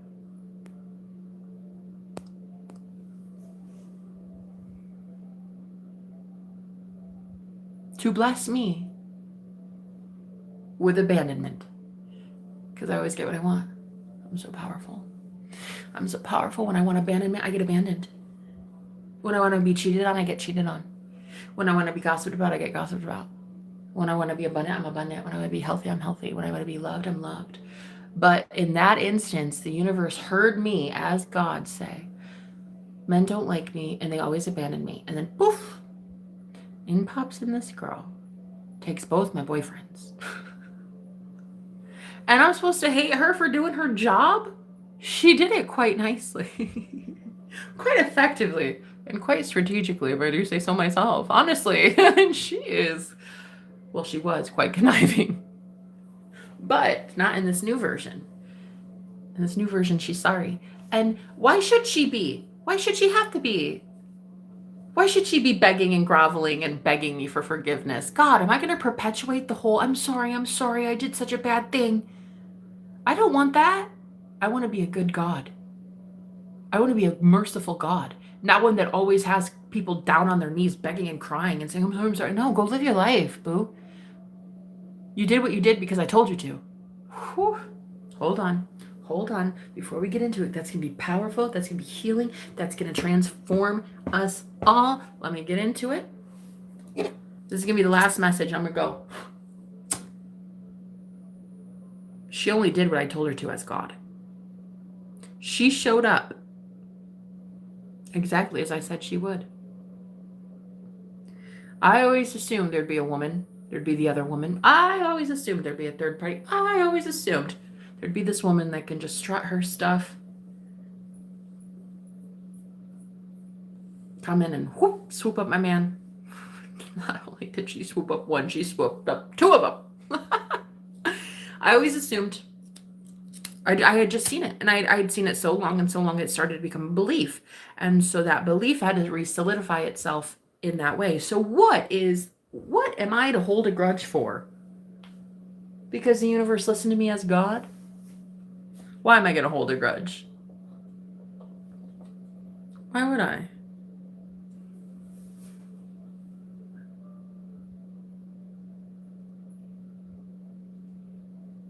Because she did as God instructed her to. She literally did God's will.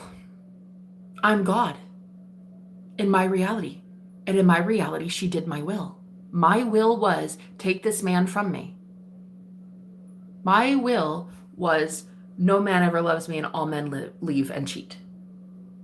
Okay. Okie dokie then. Grudges only hurt you in the long run. That's it, Blue Star. How you doing? It doesn't matter if they say they're sorry. It's more about us forgiving her, period.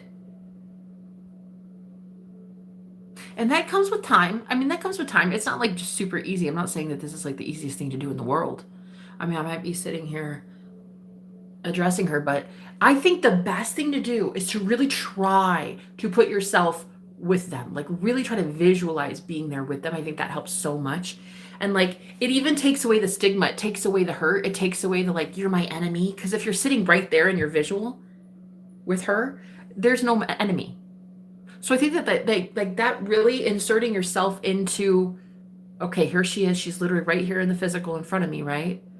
It does something. It, like, I think it does make forgiveness easier, you know, rather than just being like, oh, I bet she's doing this right now and good, I'm happy she's happy. But like, visualizing her right in front of you is indicating like there is no enemy. There's no enemy.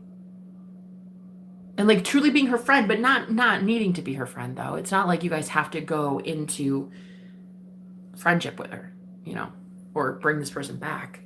It's just, would you like some tea? I'd like to tell you some things. Hearing her expect the worst in my imagination, hearing her be like, oh boy, here we go. What do you need to say to me? What do you need to say to me? Like kind of cowering. And I'm like, stop cowering. What do I need to say to you? Do you regret what you've done? Yes. Why? Let me hear you tell me why you regret what you've done. What do you regret about it? Not the hurting me so much, but the fact that she was hurt and needing to do that to somehow validate something within herself. And then I think it like helps the forgiveness stage a bit more, because it's like there's more of a human element to that person right in front of your face. It's more like this is a real conversation that would really take place if she were right here. And then be like, you kind of had no choice. Thank you for doing it. If we can be honest, you took away two of the biggest problems in my life. Props to you, girl. Cheers. What a fucking baddie.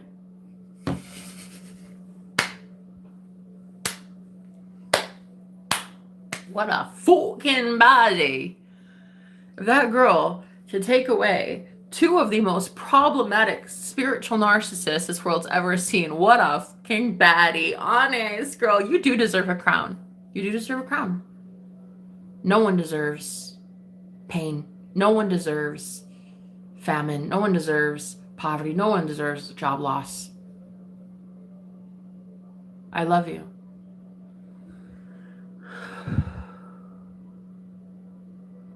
I love you.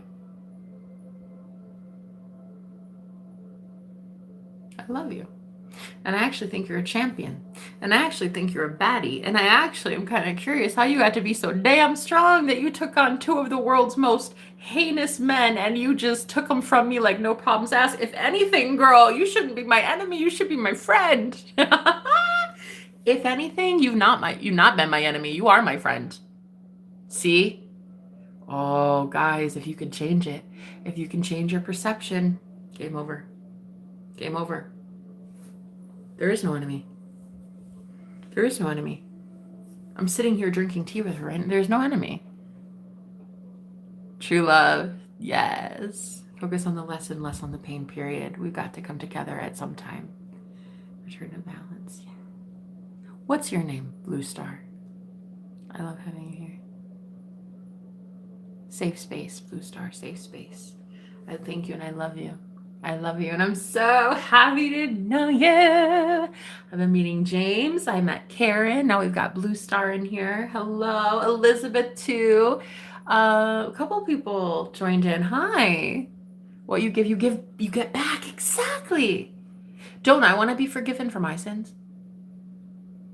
Don't I want to be let go of the curse and the strain of what I did? Like, I've hurt people in the past. Not intentionally, unintentionally when I was unconscious, being used by dark forces, of course, but still, don't I want to be let go of that? Well then,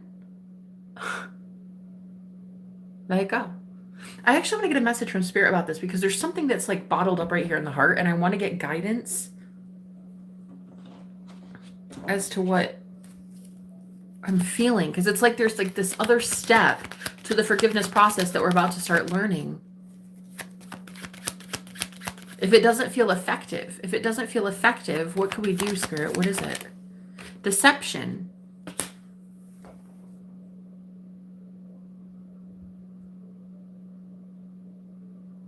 Oh, shit. I just heard, okay, so we have you're so gifted and deception. So I just heard like one of the powerful ways I can release her is to visualize her moving away and turning around and leaving and having her fully admit how powerful she is to me. Whoa, okay, I got it, Spirit. Yeah. So if you ever have that struggle of like, you're like, I wanna forgive and I wanna send her love, but it doesn't feel like she's out of my reality yet, try this. Have them say to you, they realize now what they've done. That's why I was trying to ask her, like, do you feel guilty? It's not that I'm trying to actually get out of her that she feels guilt. I'm trying to get out of her that she knows. I'm trying to get out of her that she knows she's powerful. I don't really want her to express guilt so much. It's a low vibration. I want her to tell me she knows she's powerful. Wow.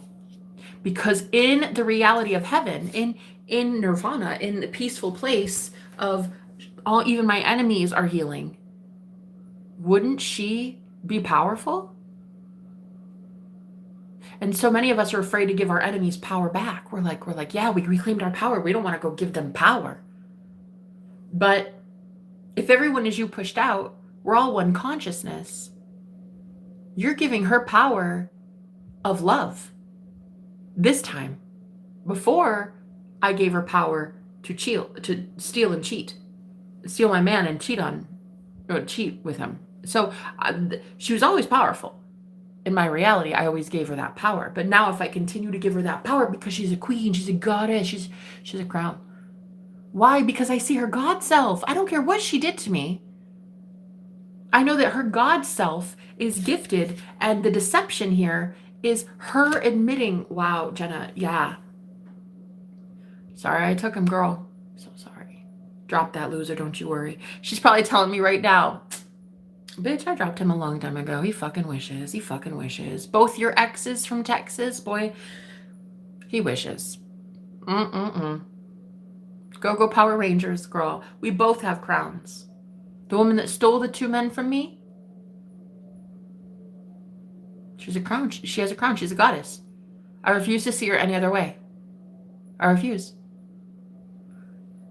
And so to release her and to have her go on her way and go into the timeline that she creates for herself next, I have to know that she is God.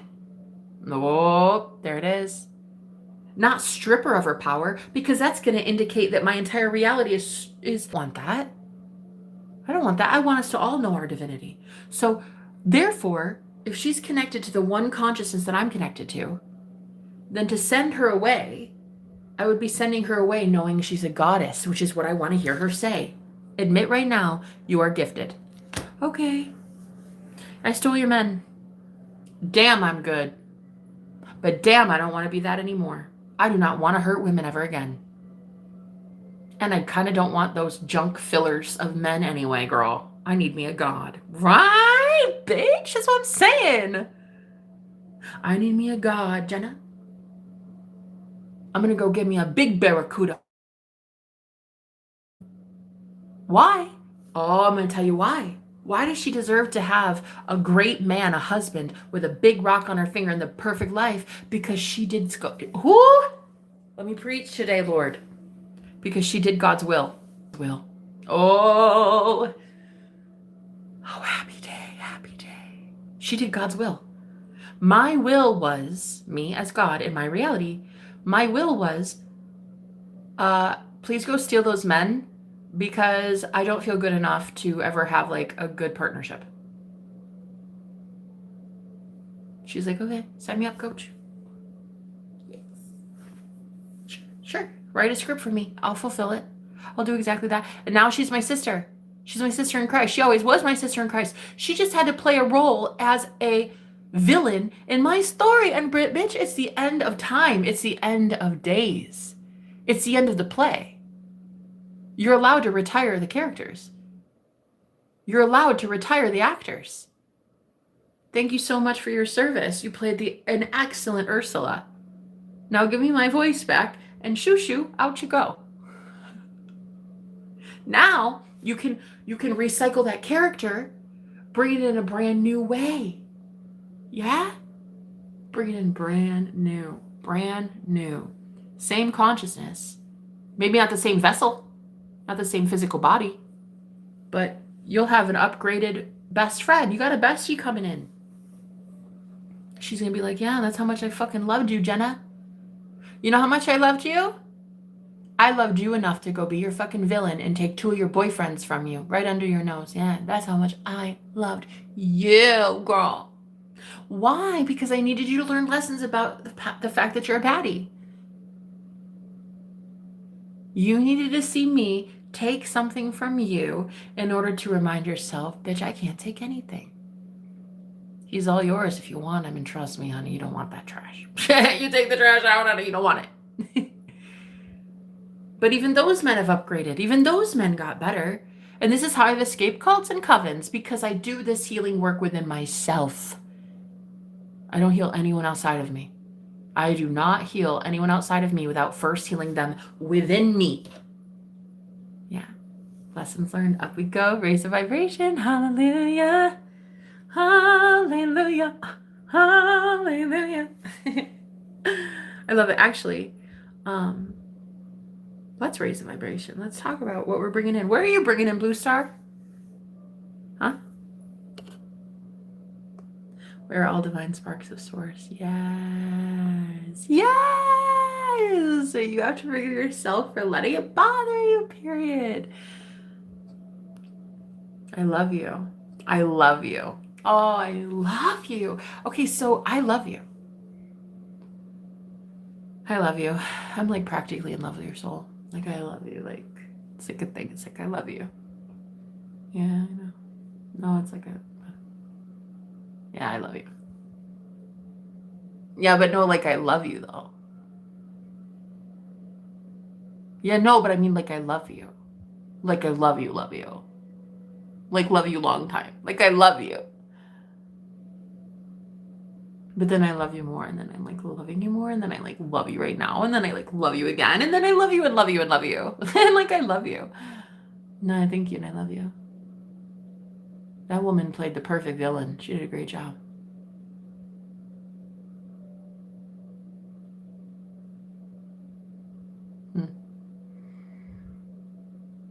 I love my soul sister that loved me so much. She wanted to be the one that took the curse for me. Think of that for a moment. Think of that. If you are the playwriter, you're the script giver, the people that played the script,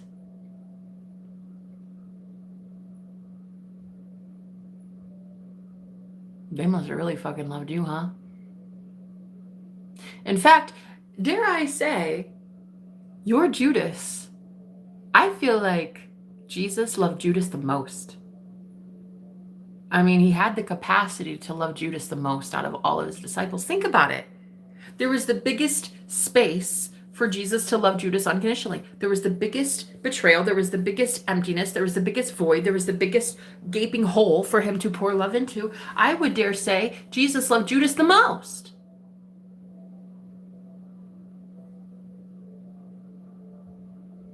I may actually love her the absolute most.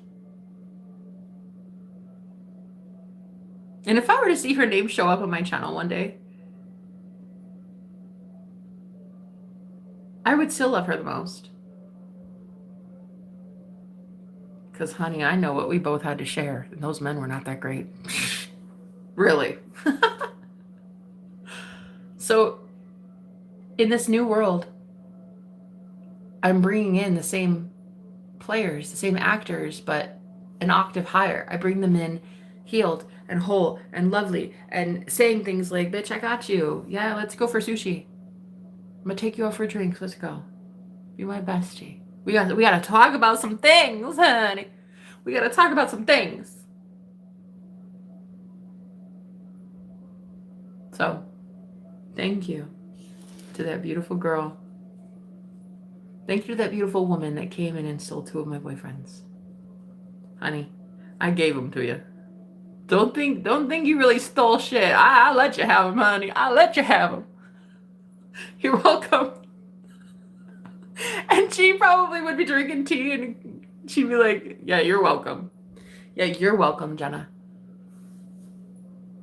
The sacrifice that woman the sacrifice that woman made for society, for humanity. No, when you look at it like the third party that exists in your connection is really kind of a trooper. Like,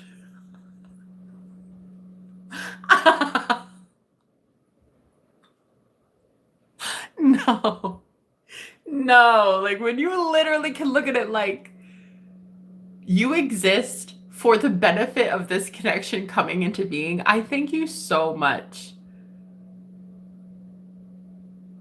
Sorry I had to hate you. I'm sorry I did hate you. I don't want to hate you. I may not want to like go out and play golf with you, but I definitely don't want to hate you. So how about we call it a truce, and how about neither one of us get the guy?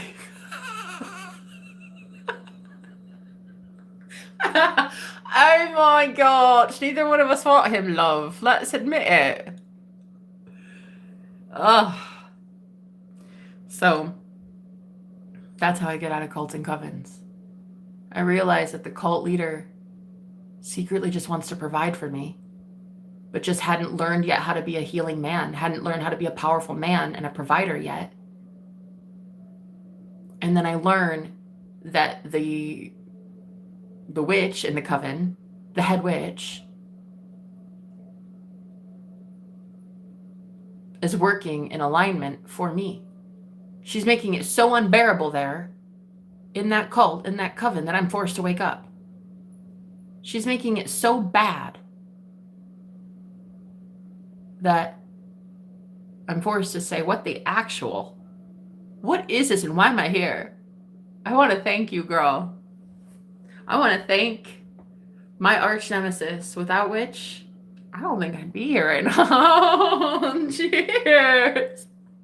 Cheers, babe. I wish you know what I want? You know what? I wish you prosperity, health. Go find love.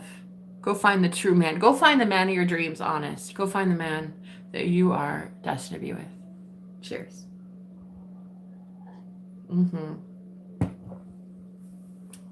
Cheers, cheers, cheers, cheers to you. It's easy to love the nice ones, but everyone's coming to the party. Right. And so if we're going to this new world, you can only be in paradise by thinking thoughts from the heavenly you, from the abundant you. And you see everybody healed. You see everybody rich. You see everybody wanting to work with you. And you see everybody wanting to date you. And you see every employer wanting to employ you. You see everything from a lens of course I'm chosen. Of course I'm wanted. Duh. Everything and everyone wants me. Okay. So that means that you're going to have a hell of a time if you're only attracting people who are still in that wound, still in that representation of their old self. So, all right, guys. I'm not going to say any longer. I really do want to, hey, I want to manifest whoever that cutie patootie was that I just manifested.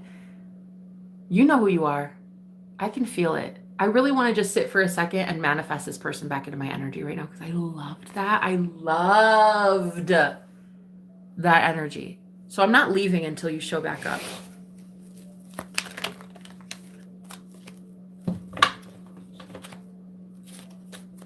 I'm just going to stay here. Much love and light. Yes, much.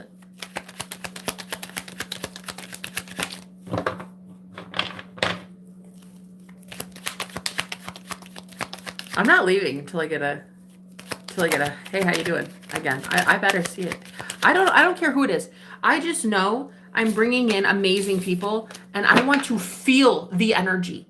I want to feel the energy from the people I attract. I want to be able to tell a minute before you arrive as a psychic that you're arriving.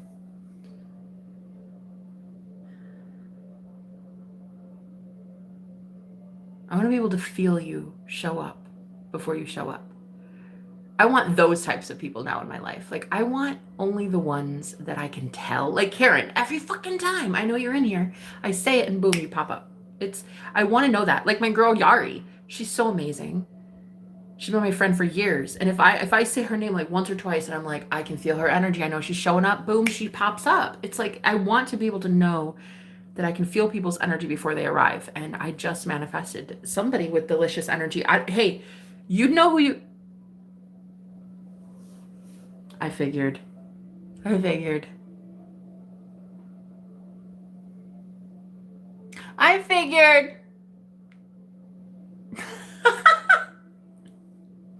figured.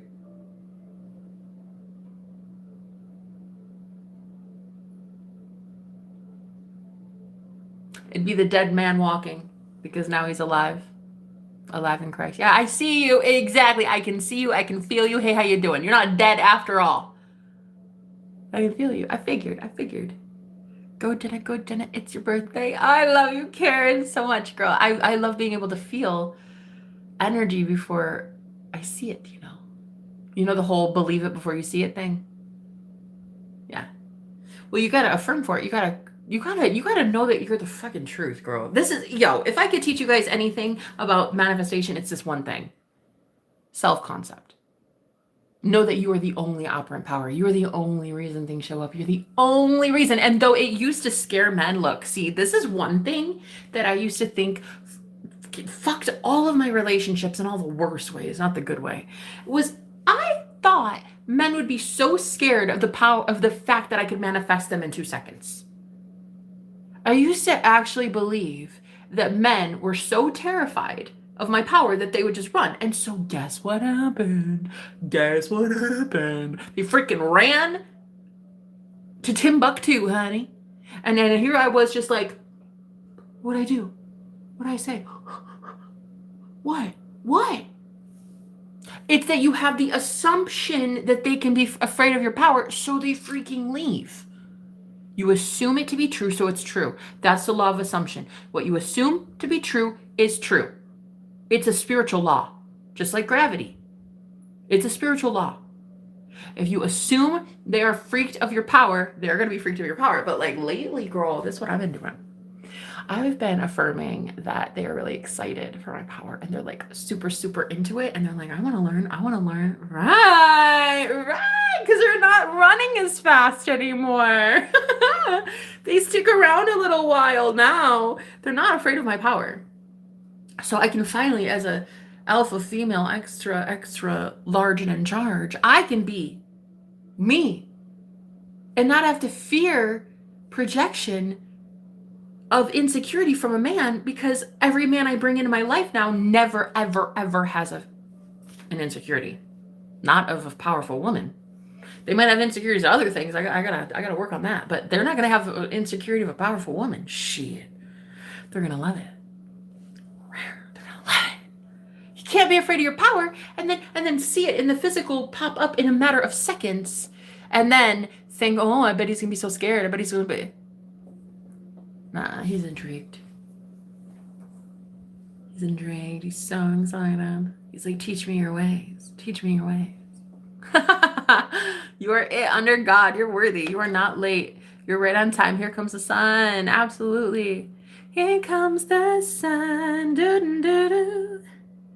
Here comes the sun. And I say, it's all right. About to be so happy, guys. It might be winter here in the Northern Hemisphere, but it's feeling hella like summer. Okay. It's so hot like summer. I just want to be able to feel like when I invest in people, They're so open to it. And they're like, yeah, it might be crazy how you can magically manifest shit out of thin air, Jenna, but like, I'm here for it. I like it. Teach me. Teach me. Like, the men that I want to bring in, like, okay, because girl, there's no ring on my finger. I'm about to start dating. Like, in this safe space that I'm in right now, like, after this period of isolation, like, I'm putting myself back out there, honey. And when that happens, y'all better look out. Because the men that are going to be attracted to me are the ones that are like, not only do I love your power, I will teach you everything I know to keep you in your power. Ow, ow. Hot. They're coming in hot, honey. They're going to be people that show up now that are like, your power fascinates me. Right, yeah. But we need to take it up a notch. You need to do better. You need to do better. You need to manifest faster. I'm disappointed. I'm disappointed in the 3-second lag. I don't like delay, Jenna. The men I'm bringing into my world now are master magicians, and they would never, and I repeat never, they would never be terrified of my power. They would be so excited to teach me everything they know. Now, if you could start revising the past and being like, every man I've ever had loved my power, even if it's a lie at first, because it is a lie for me. But now I could say, like, yeah, every guy I was ever with loved my power. They loved it. They thought I was so powerful. They loved it. And then what will happen if you affirm that? If you just think thoughts of it, what will naturally happen is you'll just get more and more memories of things that actually did take place in those connections where the men were like, they loved my power.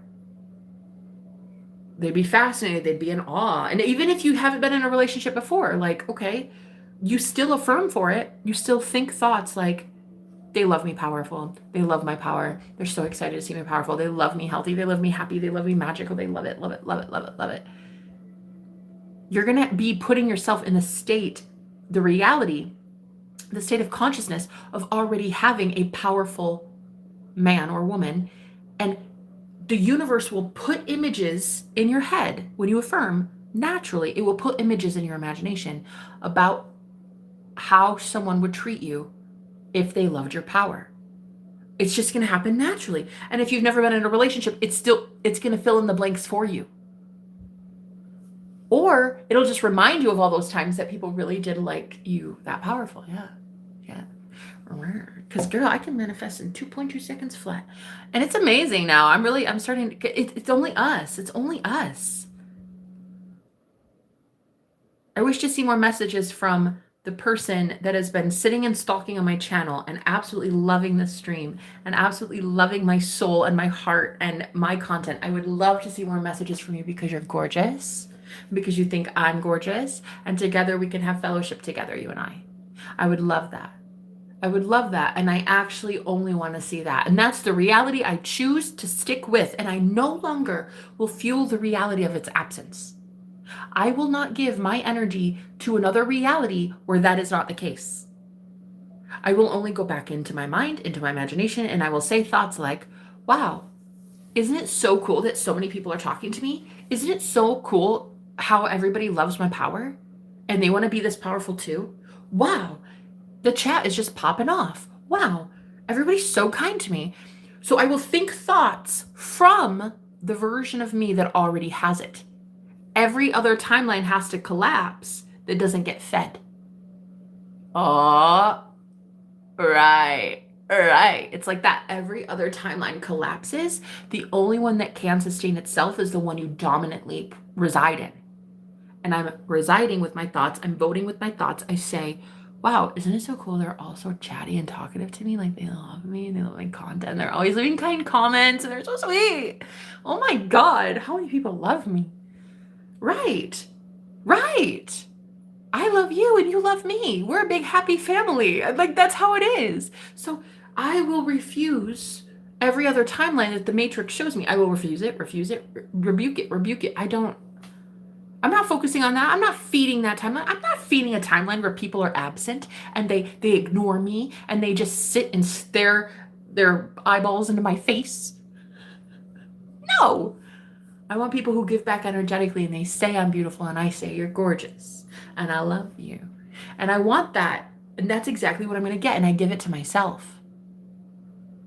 People don't start showing up that way until I change me. I change me by only investing in the timeline where they're already doing that. You see, I'm not changing the old timeline. Fuck that timeline. That timeline's dissolving. It's collapsing in on itself. I don't have to change it. Where attention goes, energy flows. I love it. You learn something new, just remember you always knew it. Damn, if you're not on fire. If you're not on fire today. Blue Star, you still didn't tell me your name. It's okay. It's okay. Maybe you're nameless. That's fine too. That's fine too. I love that too. It's okay. Hello, how you doing? Christine, how are you? Hi, guys. Cat Goddess. I love it. You see, you can't change anything out here until it's all changed internally. You have to be the version of you that has the thing you want. I don't have to go do something physically to get people to chat with me right now. I don't have to beg you. I don't have to be like, please, please, guys. Please, please. Just like a hello. I don't have to do that shit. I have to visualize and think thoughts from the version of me that already is talking to 1 million people right now. What would those thoughts be if I had that right now? God, the chat's blowing up. How am I going to keep up with all the... What the fuck am I supposed to do? Oh my God, why is everybody talking to me so much right now? Like, what happened? What are you guys doing? I got to pause this. Is there a way to stop the chat? I can't even read it all. Guys, it's too much love. What's happening? Those are the thoughts that I would be thinking from the version of me that has it. Right? Your thoughts are the only thing that help you shift timelines. Like shifting states is from thoughts, not emotions, not something that happens in the 3D. Your thoughts. And you're the only one that can shift your thoughts. So your matrix follows suit. There's a little bit of a delay, yeah, but only a temporary one. Be the change, right? Hey, Sherry, how you doing? Look, we have the 3 C's here. Oh, I love it, guys. Thanks for being here.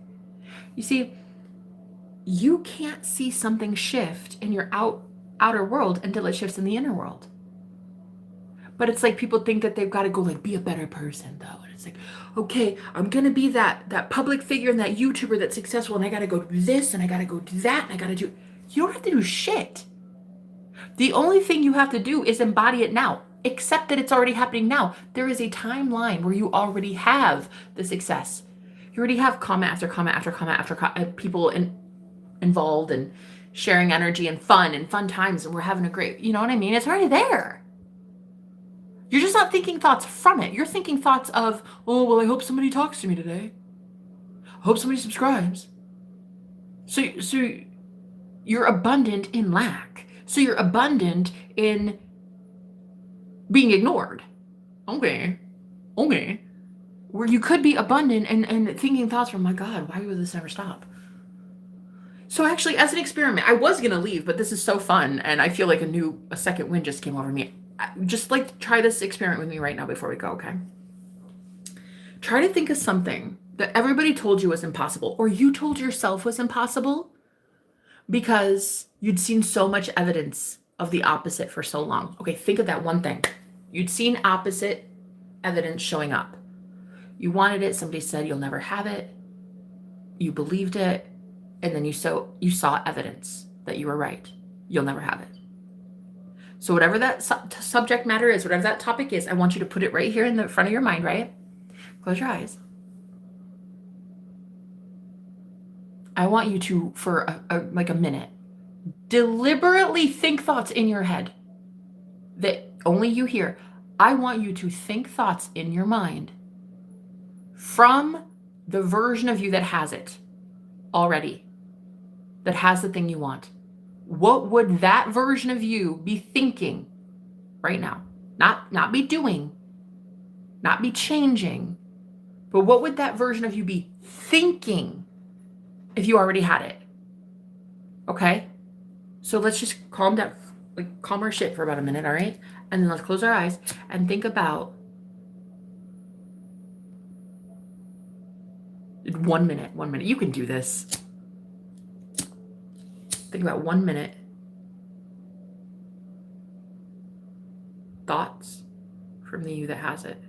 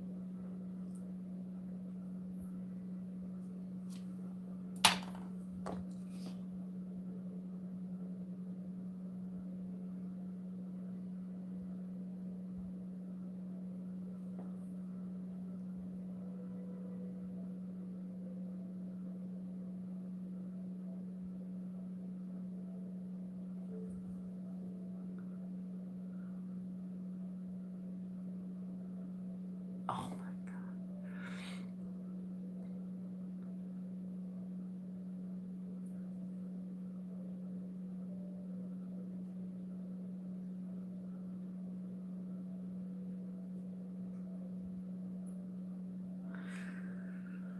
God. So what you probably noticed right away is how foreign it feels, which right there is an indicator as to why you don't have it.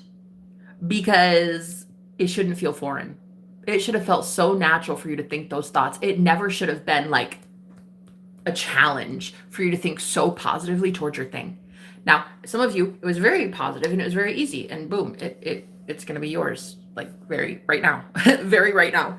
But the rest of us, like me, oh my God, I started thinking thoughts from the version of me that is like a really, really powerful, like speaker. And I noticed, holy shit, I've been a powerful speaker, but I never acknowledged that I was a powerful speaker. So I've been doing it this whole time, like on autopilot, speaking powerfully, leading people, but like never thought thoughts aligned with, damn, you're powerful, Jenna. Fucking everybody loves you. God, they're all flocking to hear your messages because you're the truth, you're the GOAT, you're the greatest of all time. And I never did that.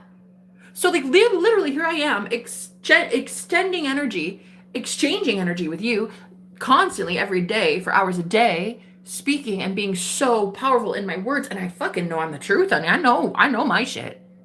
But yet I would not see the return on investment. And that is because I was not thinking thoughts aligned with the version of me that is already a powerful speaker and already a powerful leader. I just saw the word losing as I no, that was, I almost said it. I almost said powerful loser. Anyway, the powerful leader that I am. And I'm like, how can I acknowledge that I've already been a powerful leader? I already am that bad bitch. The only way is to flood your subconscious, completely saturate your mind with the fact that it's already true. It already is a thing. The only one keeping it out of that grasp of reality is you. You're the only one saying, though you're expending all this energy, though you're doing this and this and this and this, it's still not true. What? Oh, thank you, Karen. It didn't feel foreign to me. It's like my future self being like, look, you made it. Congratulations, Karen. That's exactly what I wanted to hear. I love you. I love you. Oh, I'm so proud of you. I'm so proud of you. I guess when maybe when we did that exercise, I should have, well, shit. If you're still, you were told so long that you couldn't have that thing and you still eased right into it and you believed you had it immediately in 1 minute? Girl, you're on. You got it. You're good. You're as good as gold. You're good. You're good. Some people, though, they get a brand new desire and it feels so foreign. That's why affirmations are so important. Like, affirmations are just thoughts, guys. It's literally it. It's just thoughts. It's not like some woo-woo thing. It's just fucking thoughts you're telling yourself. So if you can have a new desire and you're like, but astronaut? Nobody in my family was ever an astronaut. Why do I want to be an astronaut? Okay, well, you got a new desire today. You woke up and you said, all right, I want to own a pony. Great. Just know that your higher self placed it there because you already own a pony in a timeline that makes you happy. Your higher self gave you that desire on purpose. Right. Right. So now when you think thoughts from, like me, I'm already a powerful speaker. My subconscious has no choice but to print out in the physical world proof of that. Proof that everyone loves what I say, the messages I speak while in my PJs. Messages I'm chilling like a villain right now doing absolutely nothing. People love me, they flock to me, they love my messages, they love what we talk about here, and like it's just the most fun vibe. The universe has no choice but to print that back out. Just like it had been printing out that I preach all day for 3 people. Ugh, can you believe I just figured this out? God. So it must be that God laid a new desire in my heart today, and it's for me to finally be getting recognized for the work that I do. Right. So now that that desire is placed on my heart, I no longer want to affirm for the old reality where everybody avoids me like the plague. And everybody's scared of my power. And it's like they're coming at me with pitchforks like I'm a witch or something. That fear is what kept me out of heaven, kept me out of nirvana, kept me out of my true life calling, my purpose. So now, if I can say there's already a reality where I'm instructing and empowering and leading millions into the new earth. And all from my PJs, baby. Literally from my pajamas. That's fancy for pajamas, but I said pajamas, so you know. But yeah, I do what I do from my stretchy sweatpants. So I love it. I love it so much. And so what I really think it's like you've never stopped manifesting. You've been manifesting 24/7. Always. But you're flooding your subconscious with a program of please keep people away from me. Please make people afraid of my power. And instead now you're revising it and you're like, please bring people to me. Please show them my true power and please let them know I'm the fucking baddie. Yeah? Yeah, please let them know I'm the GOAT. Greatest of all time, period. Greatest of all time, period. Every single one of them know it. Yeah? Proof is in the pudding. And the universe has no choice but to conspire in your favor. In your favor. Just like that girl took 2 of my exes. She worked in my favor. I didn't know it at the time, but she was taking 2 really deadly men from me, like poisonous men from me at the time. And she did that for, well, I would say God's purpose. But the universe conspired in my favor, though it hurt. You will now, if you think thoughts from that version of you that has the thing, you will always do inspired action. It doesn't matter what you do, where you go, what you say, who you talk to. Nothing will stop that thought, that speech, that state of frequency, that state of being, that state of reality from occurring. You will literally do everything on autopilot to get you from here to there. And it's not a physical place. It's literally just watching your physical 3D matrix shift. You'll go to the right bookstore at the right time. You'll call that person at just the right moment. You'll do it. It doesn't matter because you're already thinking thoughts from that version of reality. And if you overwhelm your subconscious with, of course I have it. I get everything I want. It's literally so easy. It's literally so easy. I'm always abundant. Everything comes to me so quickly and easily. And you don't even have to say it out loud. Like, you don't have to be a weirdo, okay? I mean, shit, I do, but you don't have to be that way. So for me, Karen, I love that when you did that for a whole minute, you fucking knew you had it. Hey, I love that. I love that. I love that. Even if it was a new desire, was it a newer desire that you had? Or was this something you'd been trying to manifest for a while? Because for me, I had just realized that I wanted to be popular on YouTube. I know what you're thinking. What? You've been a YouTuber for like 6 years. Like, what do you mean? You just want to be known now? Yeah. Until now, I was being harassed and stalked by weird, creepy men, and I didn't feel like I was worthy of sharing much of a truth at all. Now that I've finally escaped covens and cults and have this paradise on earth, now I fucking know. I know what I'm doing. So now I want to be a leader. Now I want to be recognized for this. Now I want more than 7,000 people subscribe to me. I want a channel for more than 3 people, of course. I always wanted to. But not really. Not really, no, I didn't.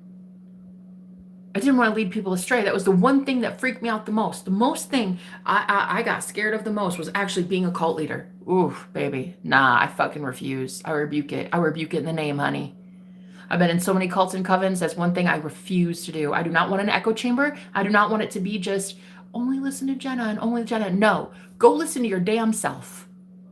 Don't even listen to me. If I project limitations onto you, you rebuke it. You hear what I'm saying?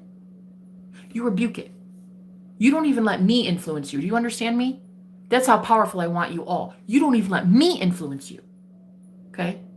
So until now, I didn't really know I wouldn't be a cult leader. You know how I learned? You know how I learned I wouldn't be a cult leader? Oh, I'm gonna tell you. I entered cults. I saw the abuse that those people do. I saw what not to do. Right? It was a gift. See, entering those covens this entire time, that was a gift.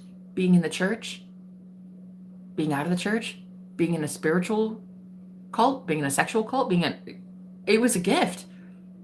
I know what not to do. I know who not to be. I mean, I may not know the new powerful Jenna just yet, but shit, I know who not to be. And so far, I didn't even want a mass following.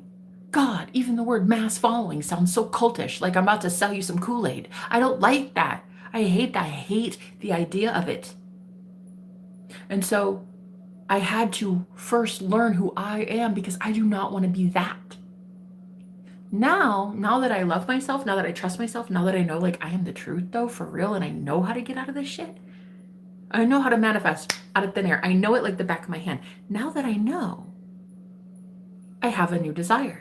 And my new desire now is to reach the masses. It was never that. That's why I have so many thousands of videos and only so few subscribers. That's why.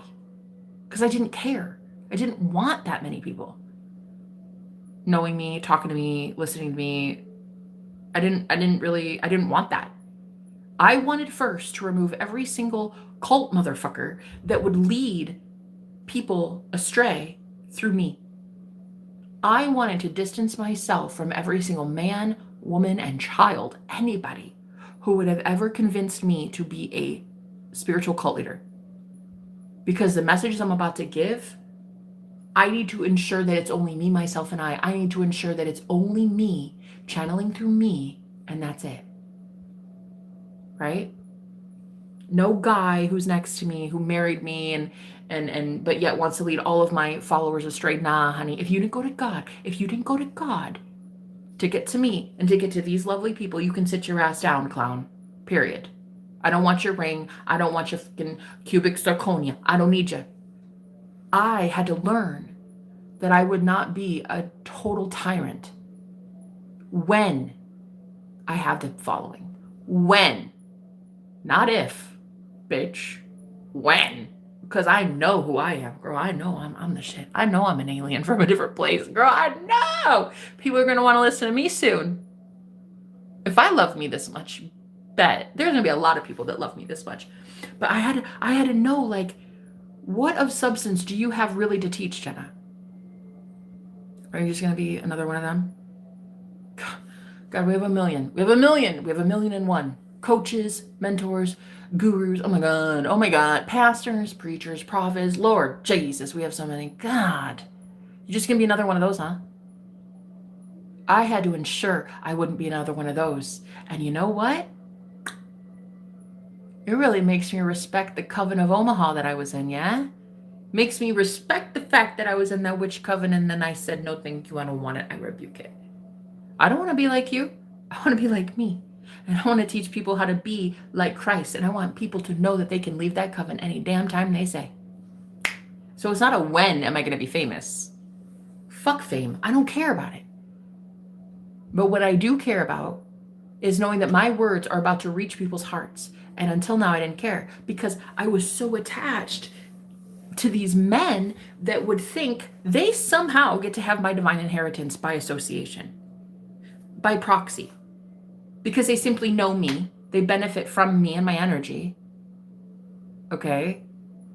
Okay. And who are you? And why should you be allowed to bless me? Like, who are you? Let's take you through a little obstacle course, sir. Who are you to bless the goddess, right? Like, I'm sorry. Why don't you all get the fuck away from me? And then one by one, you apply. Okay. You send in your applications. I'll see you now, right? That's how it should be. And so far, I didn't really want that leadership role.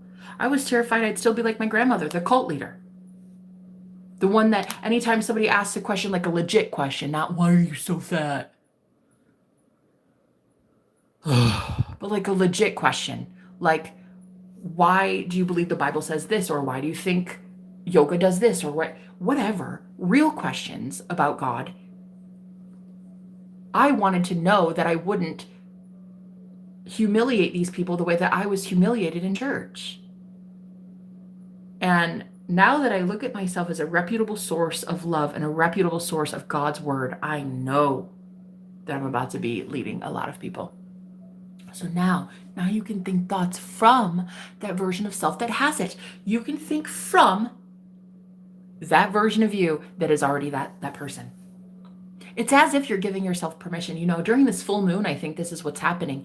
You're removing some blockage that you had by realizing, holy shit, I put the blockage there. I didn't want to be a leader yet because I'd only associated myself with cult leaders. Right. But who do you say you are, Jenna? Do you think you're a cult leader? Do I think I'm a cult leader? Well, if this is a cult and I'm a cult leader, I think I'm the most anti-cult leader that's maybe ever existed. So, though my enemies may think I'm a cult leader, if I am one, and hey, a dictionary would probably assume I am, but if I am, I'm the most anti-cult leader there is. So, I can fuck with that. I can fuck with that label. I'm good with it. You know, it removes the fear. And now you can finally manifest it. There's no fear. So now you accept your desire.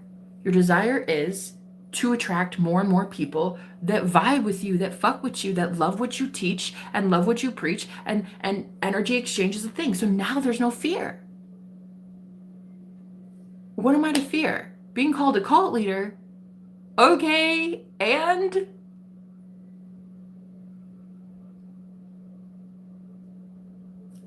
what is there to fear? You having all that money. Okay. So a lot of people will be jealous and envious. Okay, and what is there to fear? You've already known poverty. So what's there to fear? What's there to fear? You've already known prison. So what's there to fear? You've already known death. So what's there to fear? I've already known being called every name in the book. So what's there to fear? A whole bunch of people hating me that I have power and influence. Okay, I've always had power and influence. So what's there to fear? I'm not dead yet. I'm free to go. So what is there to fear? And it's like we're overcoming this huge hurdle right now during this full moon. And it's like this is going to help you want to manifest it finally, because it's like you're verbalizing. Holy shit. You mean to tell me I could have been thinking thoughts from the version of me that has it? But the hiccup was that I was just scared. Well, in my case, I was just removing a whole bunch of cult leaders. a whole bunch of cult mentality within myself that attracted coven leaders, you see. So now I can look at it like my higher self is like, I think you're ready. I think you're ready. Here's the desire now, Jenna. You ready for the desire? The desire is, why are so many people talking to me? Why am I booking so many clients? Why is everybody wanting to see me? Why does everybody call me? Why am I getting... No way! You cannot even believe it. I just literally said it. I swear to God.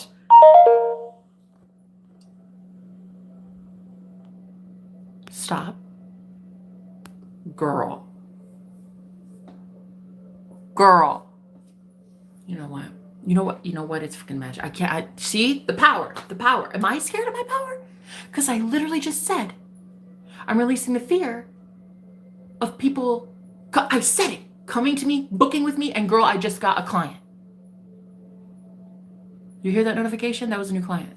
I think. It might have been just a donation, but I think it was somebody booking with me. Let me see. Or maybe it could have been a donation. Either way.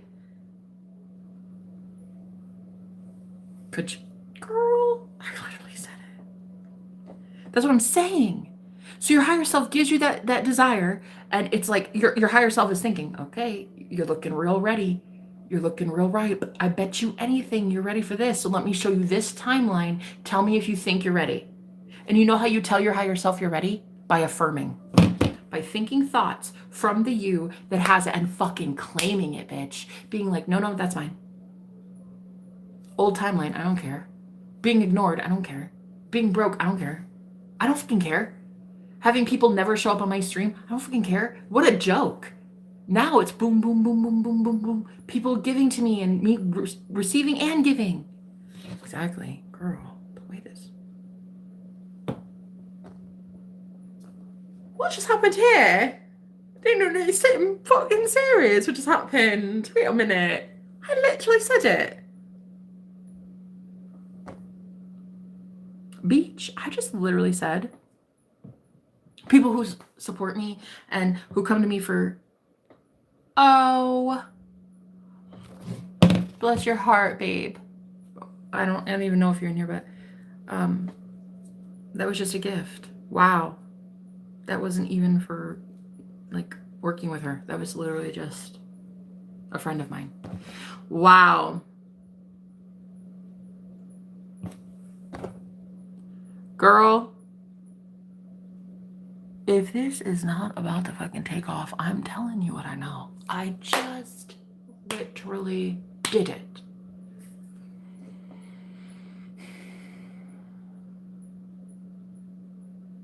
You've been holding yourself back the whole time. Here comes the sun. Doo-doo-doo-doo. Be careful what you think. It matters more than you know. Can you believe it, girl? So now all we have to do is just keep thinking thoughts from the version that has it. And I never really wanted to until now. I was actually scared to be a leader. Straight up, guys. I swear to you. I'm an Aries, and so it's like a natural raw talent to be a leader. And I'm an Aries sun and Venus, so it's like leadership is in my blood. But I was scared. I had seen so many women take advantage of kind souls who need help, like lost souls. And I just did not, I never wanted that. I never want to do that. I only want to empower you, and I only want to bring you into my reality as a goddess, as a healer, as wealthy, as a business owner, as a talented singer and actress and whatever the fuck you want, you know? And I don't want to ever see you as weak. How those cult leaders, those women, my grandmother especially, a cult leader, she would only lead weak women. Either they had some sort of disability, some sort of like a learning disability or a physical. It was very much preying on the innocent, preying on the weak. And unfortunately, my grandmother, she could never in her church get them to heal. She did not teach from a place of empowerment. She taught how to have every single weak person in her church come to her as the only source of truth. Rely so heavily and so dependently on her as a woman of God ugh, that every woman would just like chomp at the bit to please her and be like, she saw herself as God and the only God. You see, there's a difference between what I do and what my grandmother did. What I do is I teach people that I'm God, yes, but I'm not the only God. You're God of your reality. She never taught that to any of those people. So guess how many of them were in a wheelchair? Guess how many of them were blind? Guess how many of them had cancer? Guess how many of them were always hungry? She had no clue what the fuck she was doing. No clue. And I had to watch as my happy hiney left the church and then for the last, 20 years went through the dark night of the soul so that I could never be my grandmother, because the things that are coming on this planet, people are going to need leadership, people are going to need holy women, and we're going to have to know the good Lord, honey, and I'm happy to present him to you. And we know God is a woman, period. So I'm happy to present her to you. We know that God is a woman. But really, God is a woman and a man and all of it, and birds and everything. God's everything. But again, there's one thing that she couldn't do. She couldn't teach people how to be God. Go heal your own cancer. What do you mean? Don't show up here sick. What do you mean? No. What do you mean your job? I don't understand. You're jobless. What do you mean? What do you mean? She wasn't doing that. So I'm really grateful that I got to literally be born in a cult. I got to witness for 16 years and even further past that. Like I was still in my family, but like leaving the church, And so I got to learn what cult leaders really, really, truly are. And now I know without a shadow of a doubt that I will be the best leader on this planet. And the coolest thing is I was the only one holding myself from the reality of fame. Because even the word fame is like, bleh, fame. Oh my God. It implies like you need to be worshipped. You need to be like revered. You need to be honored. Bitch, I honor myself. I worship myself. You don't have to do that. You don't have to foam at the mouth to come to me with compliments and gifts and donations and bend down and honor me. I do that for myself. You don't need to worship me, bro. You need to go worship your damn self. Okay? Don't worship me. I already do that. I already take care of that. I already stare at myself in the mirror every day and say, damn, you looking thick. You looking like a hot goddess. You looking like a hottess. That's what I say. You don't need to do it. You need to go do it for yourself. So I now know that the desire I just received in this download today, I received, are you ready for fame? Are you ready to be known for this? Are you ready to be the anti-Kool-Aid cult? Are you ready to be known as the girl that gets called the cult leader, but is honestly the most anti-cult leader that's ever existed? Are you ready? Because, like, she's gonna get good. Are you ready to be called a cult leader, but then know deep down that you are the anti-cult leader? And it's honestly kind of hysterical. So, I'm ready. I think it's fun. I'm ready. I'm ready. And it's so funny because I was just saying it, and boom, I got a gift from a friend. One powerful woman to another. Thanks, girl. True God is everywhere in pretty much everything, period. That's it. God is all. DF and DM, you are both. Absolutely. You get it. So you've been listening. To me and my teachings, which is why you're my favorite. Don't tell anybody which you're my favorite. And this is why I was not ready yet to actually accept this desire. It's not that I wasn't worthy of being a leader this whole time. I've been doing it. It's just that I didn't trust myself not to bring in some wicked warlock of the West and have him put a ring on my finger and fucking pretend that he's some godly man leading my flock astray. God brought you all in to be spiritually fed by me, a servant of the Most High God. You don't owe me a damn thing. I owe you something. I owe you truth. I owe you spiritual knowledge. I owe you water in an oasis. I owe you. You don't owe me anything. You want to give, feel free. You don't owe me shit. I owe you. I am a servant of the Most High God. I'm a servant of Source. I'm a servant of love. So I owe humanity something. And so if any man was trying it with me, and honey, they'd been trying it, have to beat them off with a stick. Look at beating him off with a stick, honey. Telling every man, no, I don't think so. This vessel is highly protected and divinely guarded by some holy angels, honey. You won't even get near me. You wish. You wish. So I had to really think, like, dude, because I am prone to cults, honey. I'm prone to covens. I'm prone to these cult leaders thinking they can try it with me. My thick and delicious self. These men, honey. What a bunch of wannabes. They really tried it. And I had to really look at it like, am I going to be that girl that brings in a husband who is about to lead my flock astray when God has given me this as a gift? Given me an entire group of people who are so eager to hear about God. And am I going to let just some beta come in claiming to be the vicar of Christ? He's claiming to be some godly man. And I'm like, bro, you're leading my people astray. Fuck off. Fuck out of here. Do you know how hard it is to keep a ring off my finger, honey? It is not easy.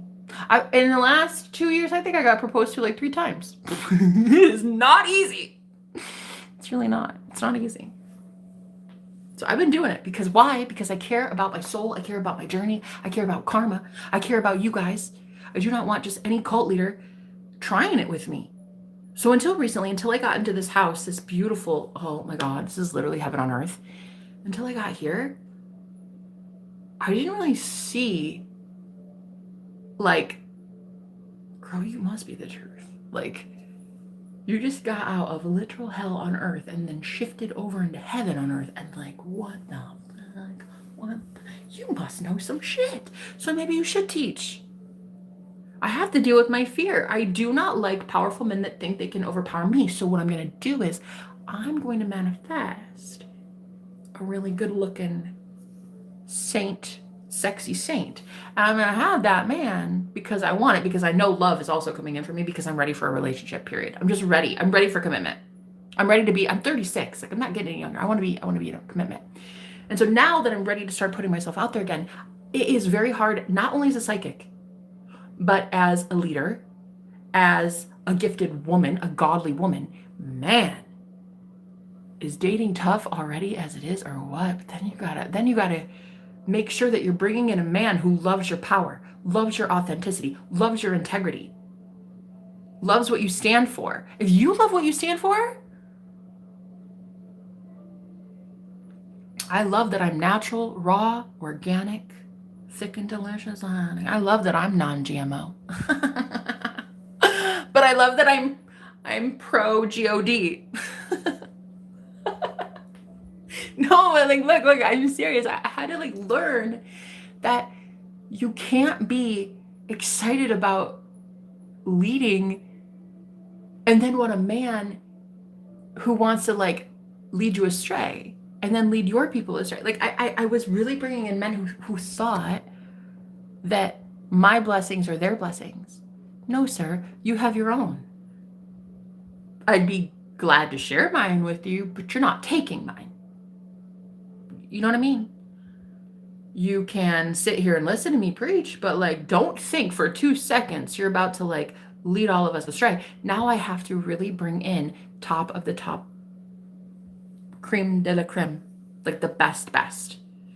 So I don't even have to bring it in. It's already here. I already got it in. I don't have to bring it in, baby. I already got it in. All you have to do is accept that it's already here. It's already here. Bring heaven on earth. Exactly. You need a bigger stick. Girl, don't you know it? Don't you know? It's always bigger and better. We're always getting bigger and better, honey. What'd she say? You need a bigger stick with all the guys lining up. Hella. And they're not even guys.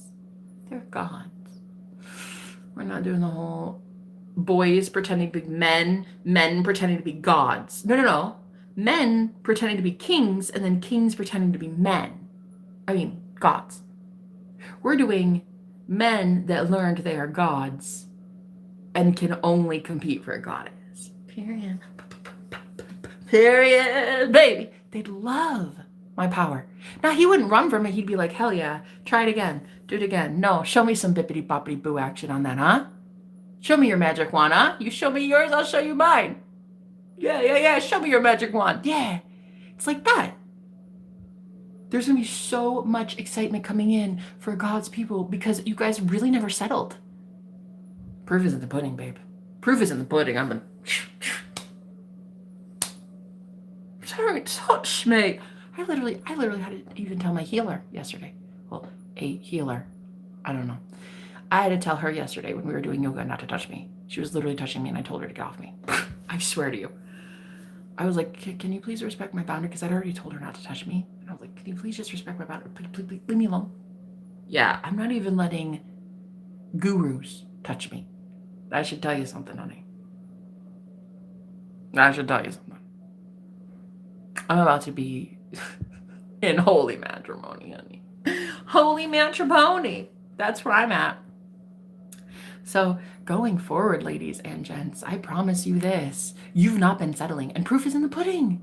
That's what people have been saying anyway. And every time they go to church, they're like, oh my God, did you hear about Jessica? Yeah, she broke up.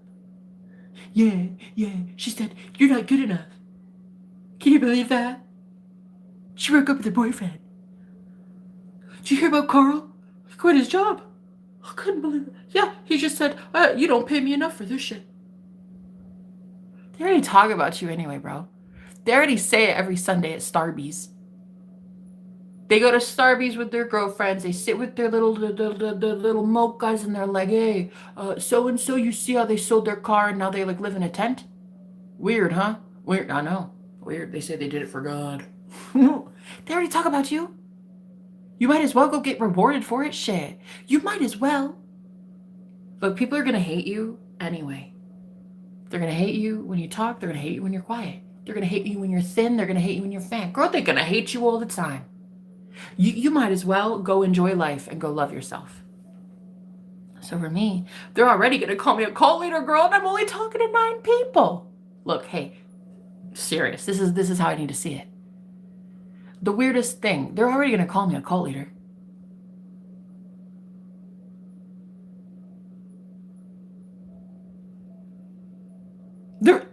They're already doing it. I might as well influence more than 9 people, shit. I might as well be preaching my message to 9 billion if I fucking want to. Because I want to. Because I want to. What's their comments going to stop me? No, not anymore. Like people already think the worst of us. Like, we might as well go live life. Damn.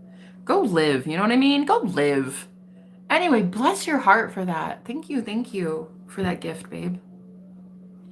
It's definitely not for a reading, so I appreciate that. It's just a gift, it looks like. Thank you. And so yeah, it's like, are you guys ready? You ready to get blessed by God? Well, sorry, no. You ready? Because you've been doing the work, and God's like, okay, we cleared out the whole path. We took out all those Kevin leaders and cult leaders and those warlock wannabes, Annie. Those warlock witches and wizards wannabes. We took them all out your path. We showed you, hey, do you want to be this? You want to be that asshole? Is that who you want to be? And you were like, no, ew, God. I rebuke it in the name. I rebuke it in the name. I rebuke it in the name. That's what you said. And so God was like, all right, bet. Well, then I guess I trust you then, huh? I guess I trust you with my people then, huh? Because you're not going to have people going out here sipping some Kool-Aid? Okay, cool. I trust you then. You want to go teach people the real shit? You want to go teach people how to heal themselves because they are God? Because one thing, I'm telling you what, the Most High God I serve is going to be real pissed if a lot of these people, these shamans, keep having everybody flock to you just so that they can be dependent on you. That's the whole point of this journey.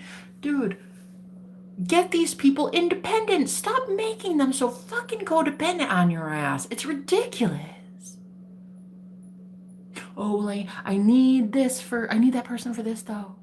And I'm going to her for my healing, and like, she needs to like take this off me, and like, I need to go to that confessional, and like, oh my God, I need to get that reading from so-and-so, because like, I don't know what to do.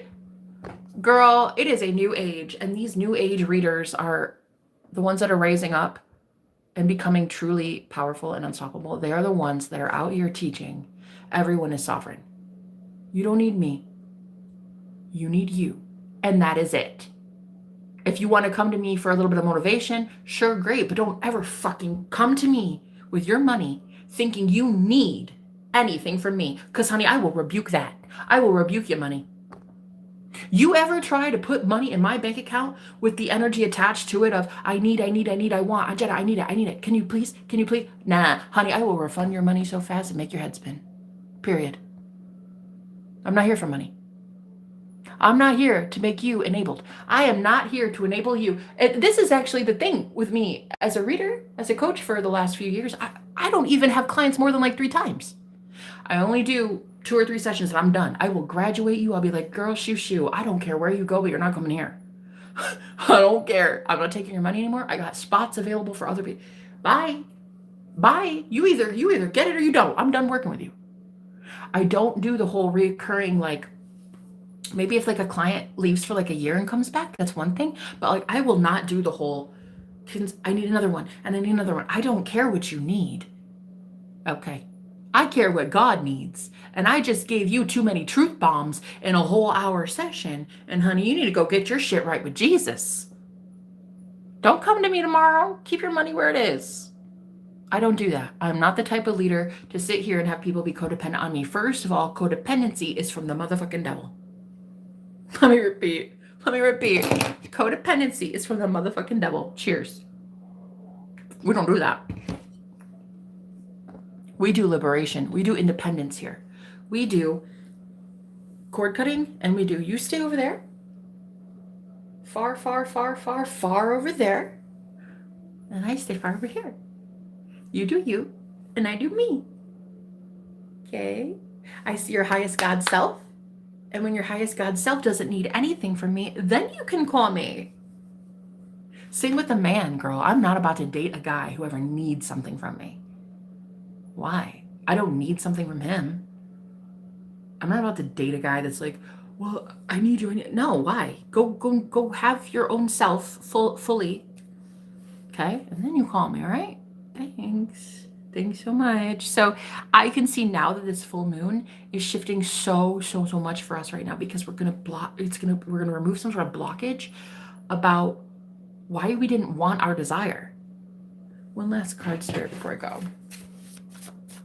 By the way, I had this extreme luck morphic field playing in the background this whole time, guys. Morphic fields are amazing. You might want to go check it out. It's lovely. It's that calming music you hear in the background. It's not like it's not a subliminal, it's a frequency shifter. So it's just go look up the science behind it. It's really fucking awesome. But anyway, it's called Extreme Luck. Morphic Doctors, Extreme Luck. Go check it out. It's awesome. Too many readers be doing so many readings for people and it's just enabling. Exactly. It's not great. Leader. Girl, stop. I fucking shut. I told you, dude. I told you. God is like, all right, you're ready to be a leader now because you weren't before, because you didn't think you were before. You thought, okay, so you keep attracting all these narcissists, so they're going to like be wolves in sheep's clothing and they're going to lead your flock astray. And I'm like, you guys are my gift. 8 people or 8 billion. I don't care how many I preach for. You guys are literally a gift by the Most High God. My brothers and sisters in Christ, I'm about to start preaching for. Baby, you are literally my gift. You are my blessing. You are my blessing. To be able to pour into you, you are my blessing. And so far, I had not believed that a man I get involved with soon, which I know commitment is the next step for me as well. Like, I'm about to be married soon to somebody. To myself first, but then somebody. I knew that was like my next phase. So I thought to myself, unconsciously, I believed I would always be bringing some sort of cult leader with a cult mentality. We need to do this and they need to start doing this and you got to do. Bitch, they don't have to do anything. And if you ever talk to them like that again, I'll swear I'll send you to Jesus.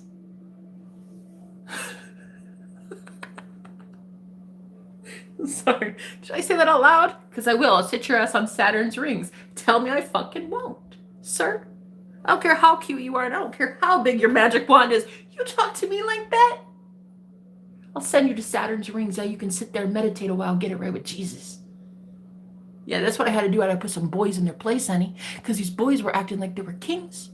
I'm like, boy, you a chump. Boy, you a chump. I'm looking for a champ, not a chump. So yeah, like every time these men would show up, I'd be like, oh my God, isn't he so cute? And girl, look at how he knows some magic. Yeah, what are you doing with that magic though, bro? Because I have some very powerful, amazing people that come with me.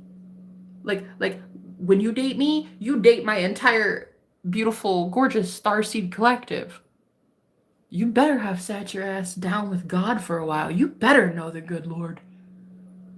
Don't even talk to me unless you do, sir. And that's exactly how it is. Like I didn't know that I was strong enough to discern.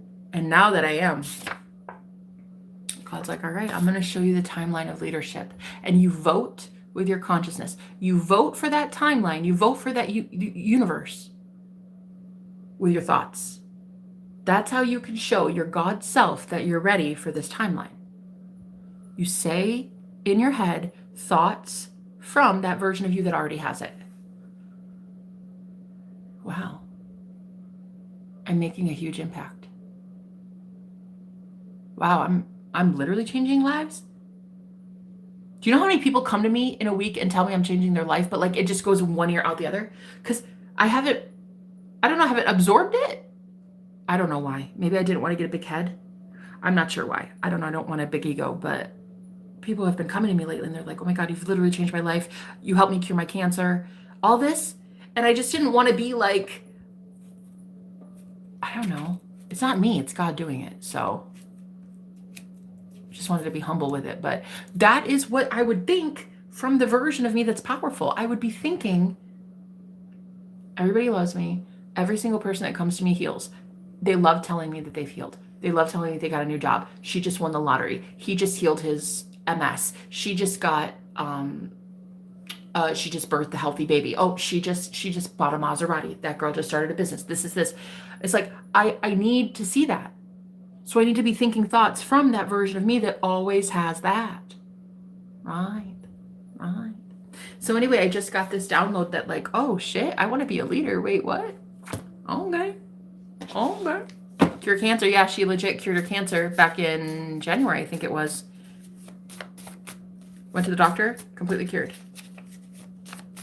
What? Like it's hard? That's the easiest shit in the world. Girl, energy. It's all energy. It's all thoughts. It's all thoughts.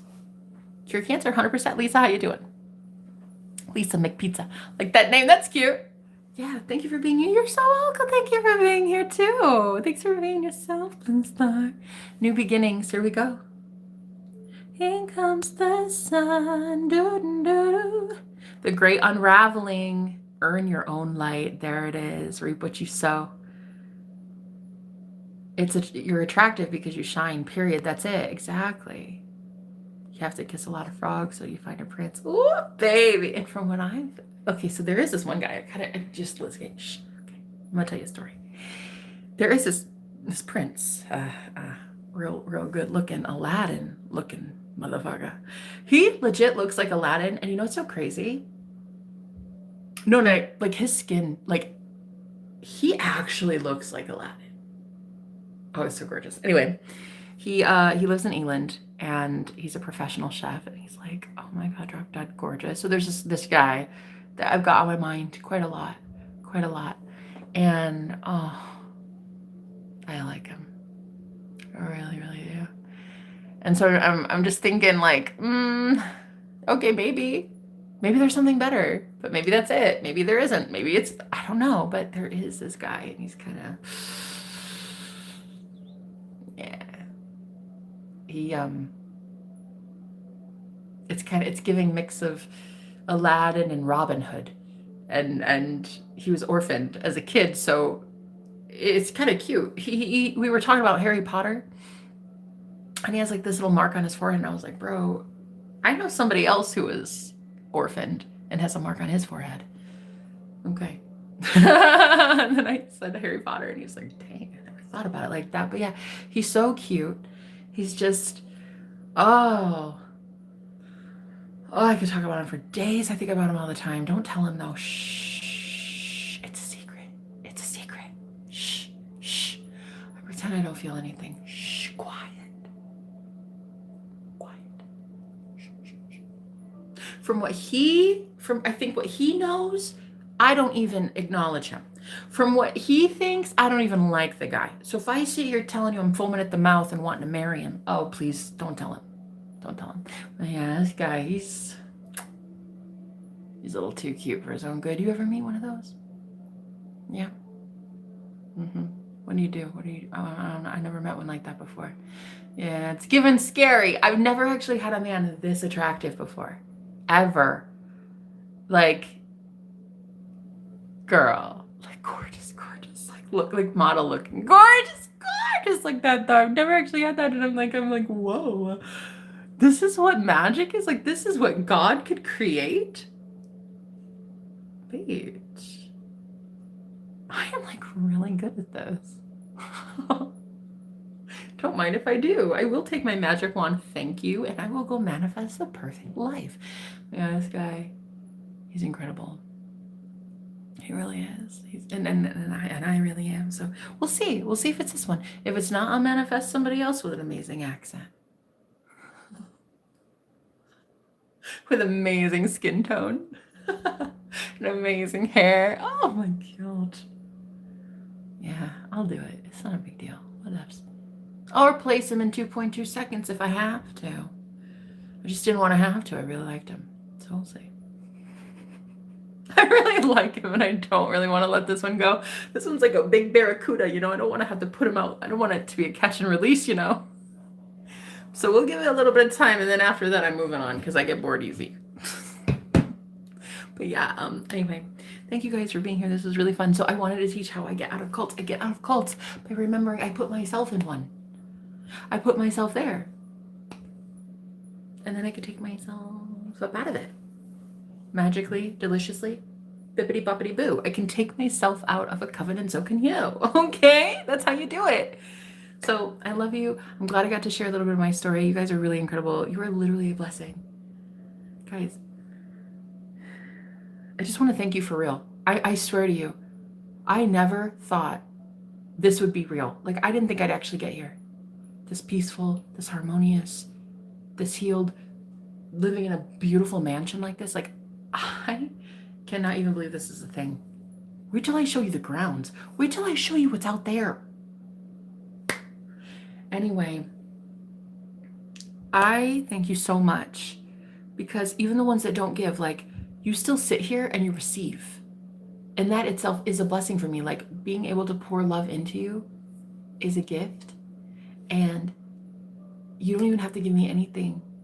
Like, just your ears, you know? Just 5 minutes of your time, that's all. And it's such a blessing, and you really are such a goddess, and I love you so much, and you're looking so thick and delicious, and Nani, I love you, and I love you. We're gonna do amazing things. So please, go be in your own energy today. Do some cord cutting, do some shit. I don't care what you do, honey, but just do something. And thank you for being here. We're gonna go enjoy life, because that's all that we are allowed to do now. So I love you. Much love and light. Bye, Blue Star. Bye-bye.